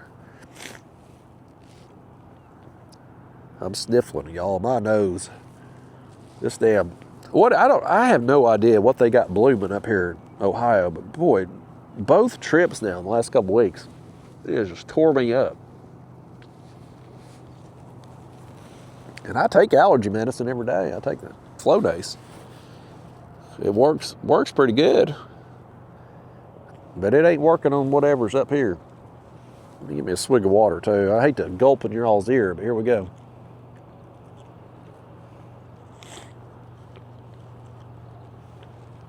Three things I try not to do on these long unedited videos. I try not to drink very much because I don't want to be slurping in your ear. I try not to blow my nose, even though I really want to right now. And I don't eat. So I try not to do those things because I don't want to ruin the viewing or listening experience for you, even though I don't know if it's much of an experience anyway. I did get a lot of feedback though when I posted the video that I didn't talk in. A lot of people chimed in that they like or want to hear the commentary. That video though that I didn't talk in still got over 10,000 views. It still it did okay. The watch time was way less than these videos, but it wasn't terrible. Especially as time has went on, the watch time has kind of went up a little bit on it. So I probably still won't do any more videos like that. But it was worth a shot. It was worth trying. You always got to try things, folks. I'm a big believer in trying things. I wouldn't, if you're on the verge of a midlife crisis, if you're at that age, I wouldn't recommend buying an action figure, because you're going to end up liking them, like me, way too much, and ended up buying them way too much. Same thing with I think my wife's going through midlife crisis too, because she's into these damn Legos. The one she's wanting right now, she's looking for, I guess it's about to be retired. I guess Lego makes, I'm not a Lego expert, but I guess they make a set or series of stuff, building sets or whatever, for a while, and then they will retire it and it won't be available anymore. And I guess the one she wants is about to be retired, but it's a Disney thing. Because my childhood was G.I. Joe's, Ninja Turtles, wrestling figures. My wife's childhood was Disney princess stuff, Little Mermaid, 101 Dalmatians, Cinderella, crap like that. Little girl stuff. And so she's wanting this place or Lego set of Cruella, which is, I guess, the bad woman on a Dalmatian thing, Disney Dalmatians. And she's wanting this car. I guess it's Cruella's car, and it comes with like a little action figure, Lego figure. So she had me looking for it up here, but I didn't see it. I didn't see it at the Walmarts or the Targets up here.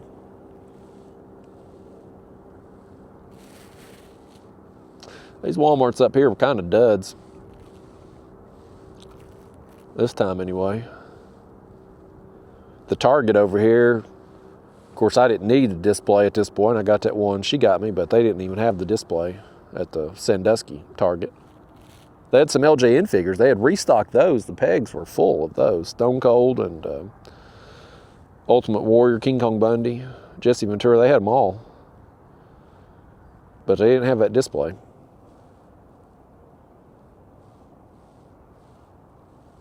I can't tell. Is my line swimming over here?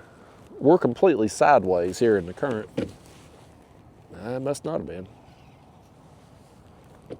We got that bluegill on. Yeah, this is the longest. I think this might be the longest break we've had on fish since we've got out here, folks.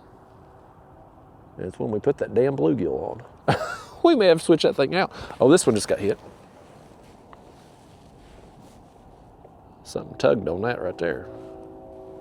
He's back on it. Let's see if he's got it. Well, this fish said, Justin, I got you. He knew I was getting a little stir crazy here. We got so used to reeling in the fish about every 2 minutes on average that when we went 3 minutes without catching a fish, I was getting a little antsy. That happens sometimes when I'm ultralight fishing too. Like if I'm catching a bunch of fish and then I go 5-10 minutes and I don't get a bite, I get like, you start overthinking it. Oh no, he just popped free. Did he get our bait? He didn't get the bait. What's the bait look like though?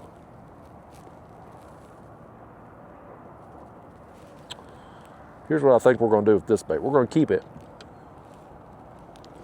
but I want to switch it out because I think we still have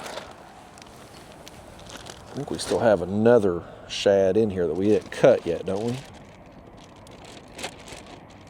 That one's a smaller one. Here's a bigger one.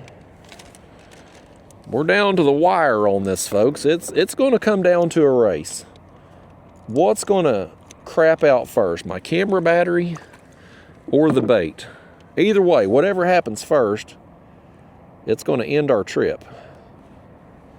I'm curious to see what it works out to be.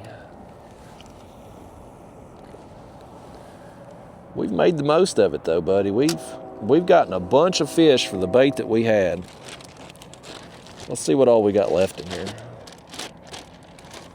That shad there is not very big, but we can do something with it.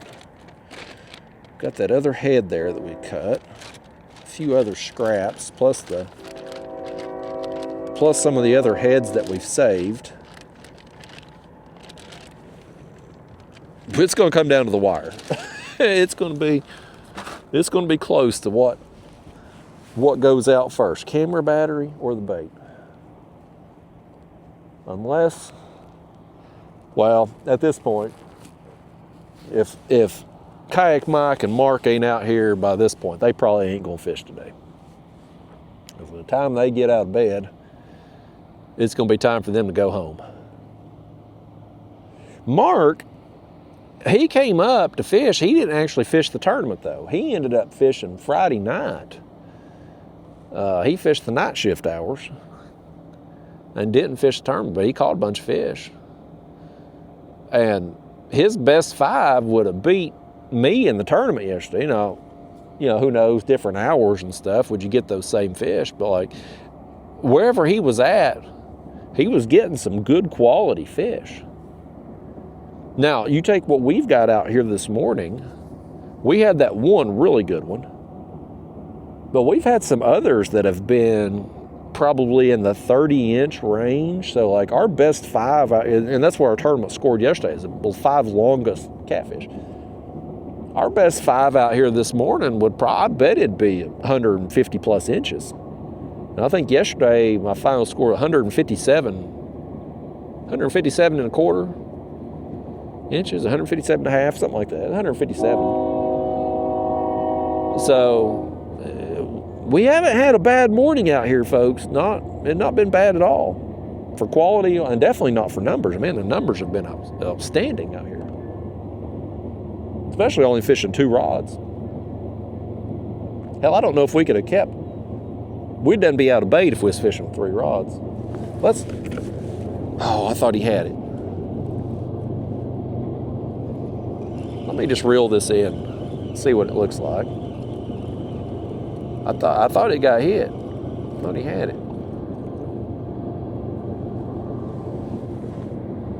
Take a look. Let's.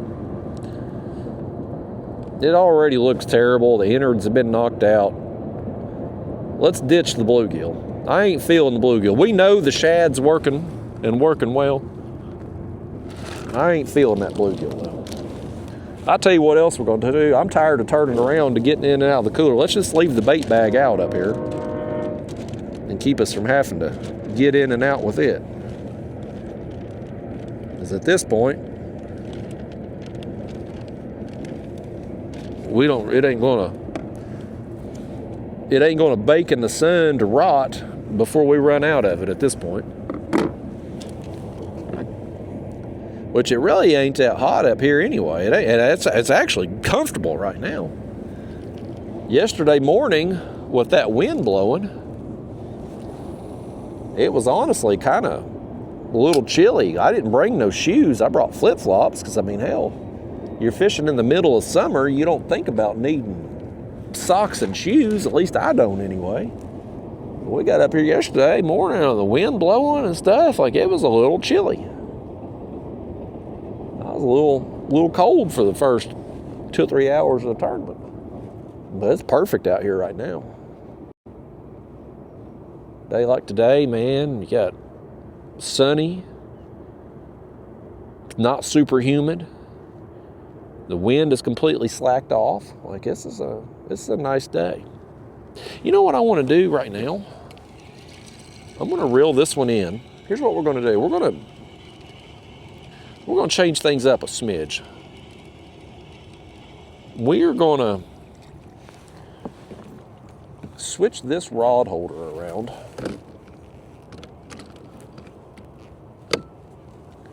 Set that rod like that. Now, let's take this one and cast over here, and we will put it in the back rod holder. We'll fish, since the kayak's going to set sideways in the current and what little bit of breeze we got going, we will just accommodate it and put both rods on this side of the kayak. That will make it easier, and we'll probably have a better view of this front rod over here when it goes down. Yeah, that'll work out.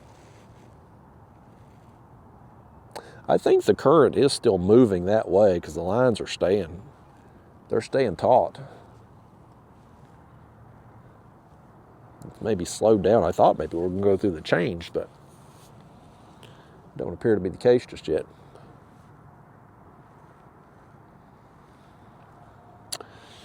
Yeah, folks, my wife is going through midlife crisis. Apparently, she's into the Legos. I'm into the action figures. So if you're at that age,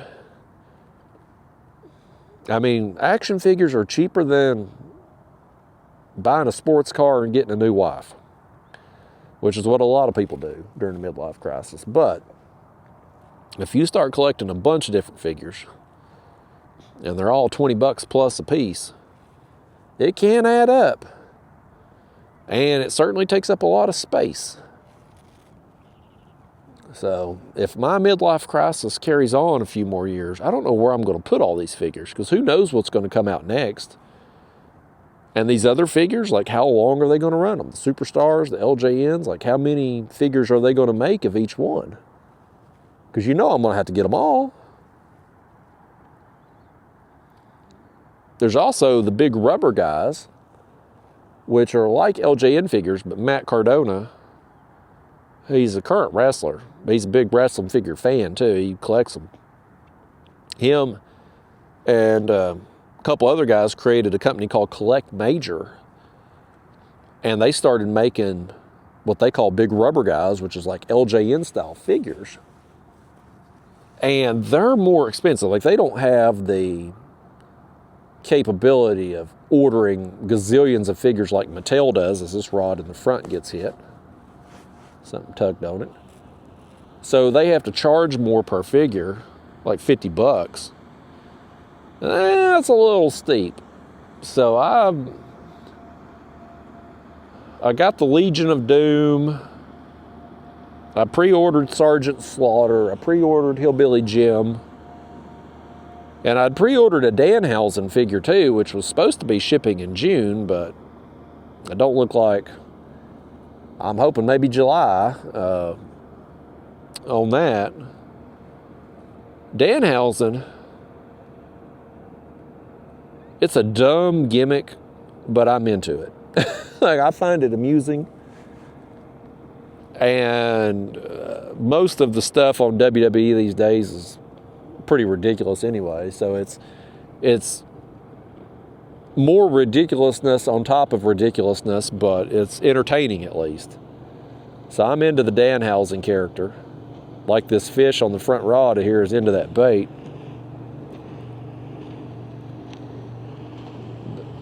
Our bite though, man. We're getting to that point in the day where, and I don't think it's our baits, because our baits are still like that last shad we cut. We cut a normal shad, but the bite seems to kind of be tapering off a little bit. Seems to be slowing down. And it was like that when I'd come up here a couple weeks ago. We got to this point in the morning, it kind of slacked off, and then that first day I went and got some lunch, and then came back and fished the afternoon.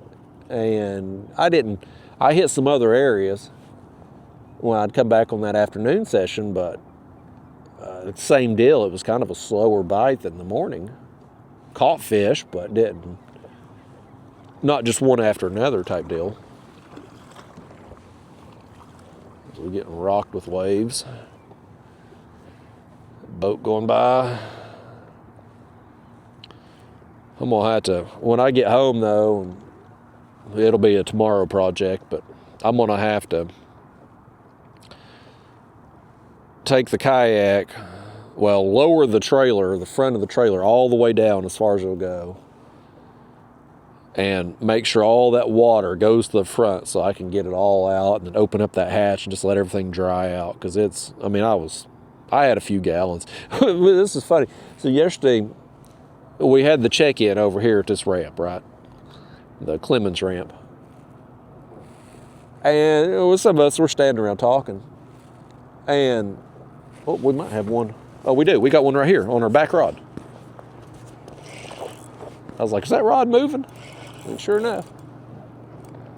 Is that same boat over there that just went by us the other way? Now he's coming this way again. He just back and forth. Just gonna rock the hell out of us, I reckon. I'm gonna rock this fish one time. I hope he ain't gonna go over there and get in that other line. He's headed that way. Tell him not to get in that other line, would you? I don't want no tangle. We've had enough malfunctions with the rigs today. We've lost enough rigs. We don't need a tangle now, too. Tighten this line up for me, would you? We need to cast that other line further that direction on the next cast. I think we're good. He's under this other line, but he ain't all wrapped up in it. I think we're good. I think we dodged a bullet right there somehow. We were due for some good luck when it comes to tangles and break-offs, wasn't we, fish? He's hooking the bottom lip too. Ugly old thing. Small, but ugly. I've hurt his feelings by calling him ugly too. May I have the hook back, sir? Please and thank you. You've taken the bait, so give me the hook. It's a fair trade. This fish don't care nothing about fair. He wants it all, man. Well, we got to get rid of him because, well, that one had gotten hit, but it didn't. He didn't commit. He hit it and quit it. Put the net back on this side. But no, so we get back to the check-in yesterday, and we're standing around, some of us talking. And I see Blaine, who's one of my channel members, and pretty good fisherman, man. He's done really well in these tournaments. Won some money this year in the tournaments. Oh, we got one on in for sure. He's gonna pull some line too.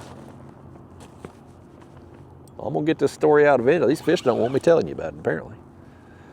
That's 2 in a row now that here we was talking about the bite tapering off, and boom, boom, we get back to back. You could set up here, man, all day.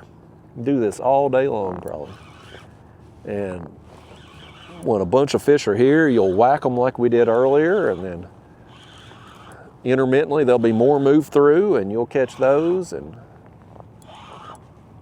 But you sure would go through some bait. I don't know how much bait it would take to fish up here on a bite like we've had this morning. Like if you tried to do I don't know, got you a pontoon boat or something and was camping out, 24-hour session, how much bait would you need for that? You'd probably have to go to the grocery store and get some of that chicken and shrimp just to restock. Yeah, this ain't a bad one right here. Compared to the other one anyway. Let's move this out of the way. He's definitely bigger than the last one. Come on over here, sir. In that net, please. There you go. We got another one. Uh-huh.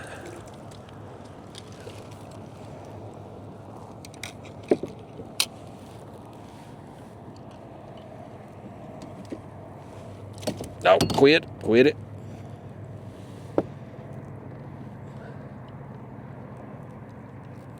Boy, he's hooked right behind the jawbone. When I have bent and broken hooks with these lighter wire hooks, this is the situation where it happens. There we go, I got it. Come here, fish. You definitely ain't front camera worthy. And if you don't calm it down, you ain't gonna get no camera time. In fact, you ain't. Get on. He just didn't measure up to a lot of them we caught today. He didn't deserve his time. He took that bait, and we might have could used that bait on a better fish. Well, let's pick us out a couple winners here. We down to the nitty-gritty here, folks. Okay, that's a fresh head right there. We'd cut off one of the other baits. And we got this midsection. All right. These are two perfect baits. I'm going to try to put a little bit more distance between these two baits this time than what we had out before, so that hopefully we don't have that same fear of getting a tangle as we reel it in. Let me cast this one kind of that way. Okay. Now let's get this one, and we will go more in front of us the other way. But yeah, so we get back, and we're all standing around shooting bull, and I see one of my channel members, Blaine, up there on the front of his kayak, and all this water's coming out. And it's like draining on the concrete, like, because the parking lot, like, it's flat, but it's kind of at a slant toward the water, right? And all this water is just pouring out. And I was like, man, did Blaine build a live well? He's got a bona fide XTR. Okay. Oh, we already got one on back here. We got one on. I glance back. We got another fish on. But I see all this water pouring out. So I go over there. I'm like, I wonder if Blaine has built some like internal live well in his Bonafide XTR, like in that big front area there under the deck. I'm like, has he rigged something up? And I go up there. No, he had the same problem I had yesterday with a bunch of water getting inside his kayak because all the waves he was taking over the bow. He was up there with a damn bilge pump, like a hand, like a manual hand bilge pump. He was up there with that trying to get all that water out of his kayak. Like I feel you, man. I got a few gallons in mine too.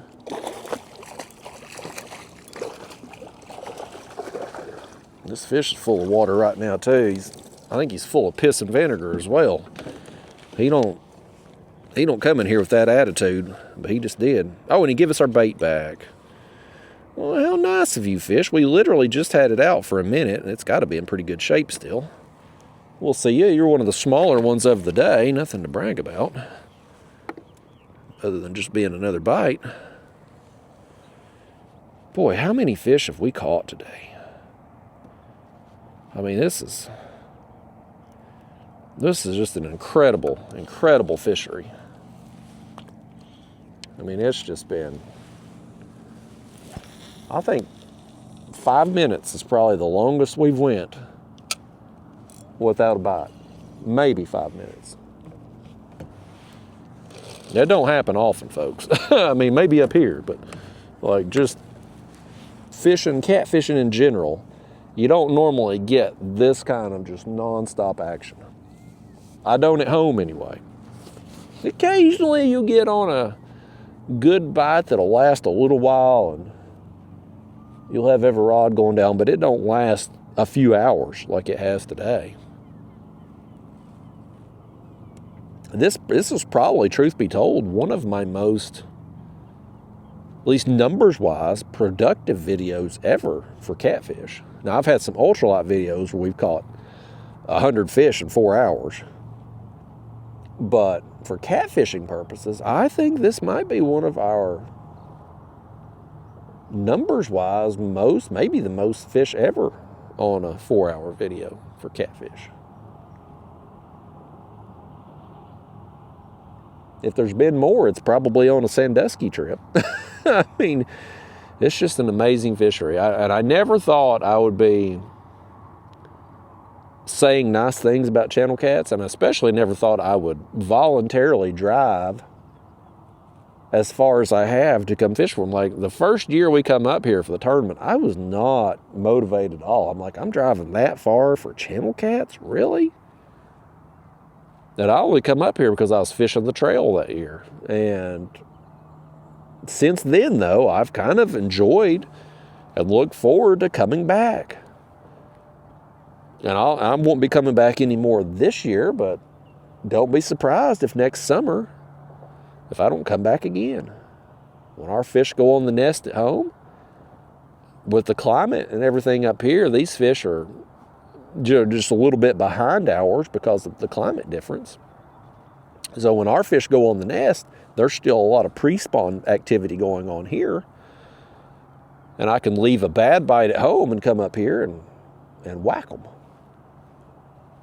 It's nice.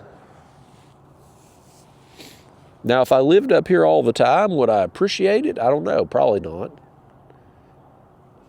But because I don't have access to it all the time, it's kind of like shark fishing. I kind of think of the same way. Like, I love shark fishing. Like, that's become when I daydream about fishing, I'm thinking about the Florida trips and going back there again and stuff. But like if I lived in Florida and I was able to do it every day, would I appreciate it as much? Would that excitement fade over time? Because, I mean, there was a time when I used to daydream about catfishing too. And now that I'm able to do it all the time, and I still enjoy it, don't get me wrong, I still like doing it. I still want to do it, I still enjoy it. But I don't I don't daydream about it as much. Like it doesn't excite me in the same way it used to, if that makes sense. Like it's not, again, it's not that I don't like doing it anymore. I do. I have fun with it. I like going catfishing. But the fact that I'm able to do it now whenever I want, I end up kind of thinking about, you always want what you don't have, right? Like I think that's just human nature. We always want what we don't have. We think about what we want more so than what we have. And yeah, I don't have access to the sharks all the time. So I think about that more. And I mean, it is a bit of an adrenaline rush too. Like when you hook up to a big catfish, that is a rush. But when you're hooked up to something that's bigger than your kayak and weighs more than you and the kayak combined and is towing you all over the damn ocean, that's a different kind of rush. And I've been looking forward to going back since I left last time. Like it's just a different world down there in the salt, but probably won't get back down there before our trip in November. I may do some saltwater fishing if I go to Louisiana, and I want to go to Louisiana. But other than that, probably won't be any saltwater fishing before then. But I may, if I'm able to go to Louisiana, I'm certainly planning on it, do some catfishing down there on Mississippi. I really want to go when we get these rods finished. When we get the final rod, the one that I know I want, that's perfect, and it's dialed in, I want to take it to Louisiana.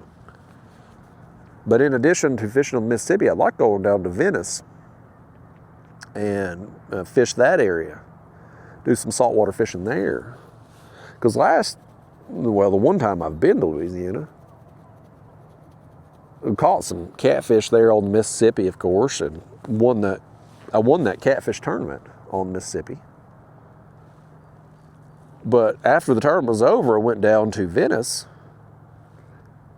and me and Ryan went down there, and man, that was a lot of fun, just sitting there in the it was kind of brackish water, I guess, because there was some freshwater fish and some saltwater fish in there.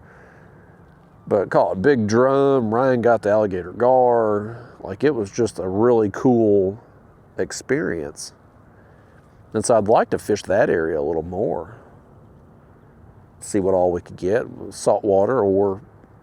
No, I mean, there's some blues down in that area too in Venice. It kind of, from what I understand, and I'm not a Louisiana expert, I've not fished there other than that one time when I was there for the tournament, but my understanding is that the salt line moves, right? So like depending on how much water's coming out of the Mississippi and like the moon phase and how much the tide is pushing up into the Mississippi from the ocean, the saltwater line can move farther on up. It'll go up and go down depending on all of those factors I mentioned.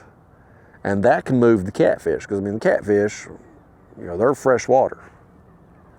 Now you can get some saltwater species that can kind of do well in the brackish water, or I mean, all the way up on where we done the tournament at, I caught a little saltwater catfish all the way up there, and that was purely freshwater at that point. And of course, there's been a lot of documented cases of bull sharks swimming up into freshwater rivers. Like they can tolerate the freshwater. So, I mean, there's opportunity. When you're fishing down there, man, there's just so many opportunities for not only really big fish, but just tons of different species that could be literally anywhere out through there, and you could have a chance at all of them. And I really want to take the light tackle gear and take it down there and battle some just behemoth catfish, and really really put it to the test. I'd like to get the finished, what we hope anyway, is the finished product of these rods. Take those down there to Louisiana and really stress them. As this fish is stressed here, he's rolling around every which way. And he ain't no more, he come free. Did he get our bait? Feels like he got our bait. But I'd like to really stress the final version of the rod before it goes into production for the, just to make sure, like you can do all kinds of stress tests at the office just to bend it in ever such a way and, run all this crap that, not real world scenarios, but it's different to me. Like when you actually get it out on the water and you're putting it to the test with fish, that's when you learn real world situations. That's when you really learn about a rod, in my opinion. If it don't survive the crap at the warehouse, the torture test, well, then you've obviously got a problem. But the real important thing to me is how it's going to perform on water. So, we're down to the scraps, folks. That was a used head. So we've got some tiny thread fins, some used heads, and it looks like maybe a couple smaller tails. We are, we've burned through our bait today, folks.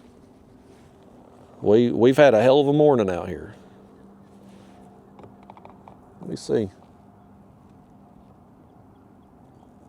Yeah. Mike never texts me. I'll guarantee you he's still asleep. I think, do we have a fish here or we snap? Oh, we got a fish.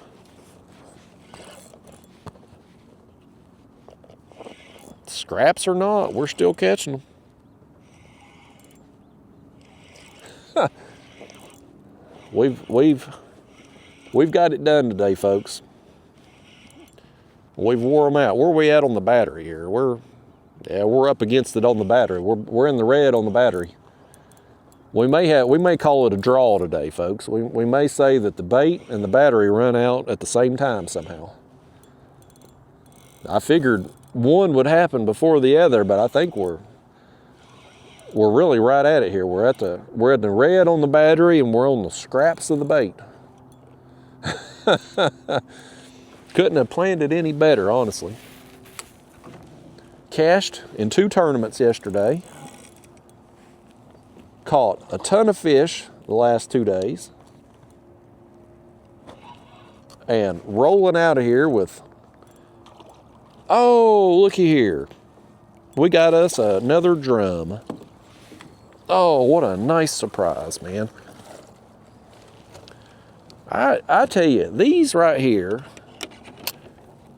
they're kind of like carp in that they're just vastly underrated. Now, the saltwater fishermen appreciate drum a little more. There's some saltwater drum. But freshwater fishermen just, they treat them like trash. I mean, it's a culture thing. I don't know why. They're a great fight. They seem to be pretty prevalent. At least most of the states in the South have them. So, they're widespread. They get big. They fight hard. They're not the prettiest fish, but, they've got some purple and blue color to them in places. They're not, I like them. I appreciate them. I'm never upset to catch one. Now, I did catch one in a tournament yesterday, and I was like, bad timing fish, because, we're out here to catch catfish. We ain't got time for you. But I enjoy it. Well, folks, you know what? I think that's a good stopping point. We're literally down to the scraps on the bait. My battery's coming up to the final few minutes. I need to get on the road and try to make some progress getting home so I can hopefully get home before dinner. And barring any traffic, road construction, etc.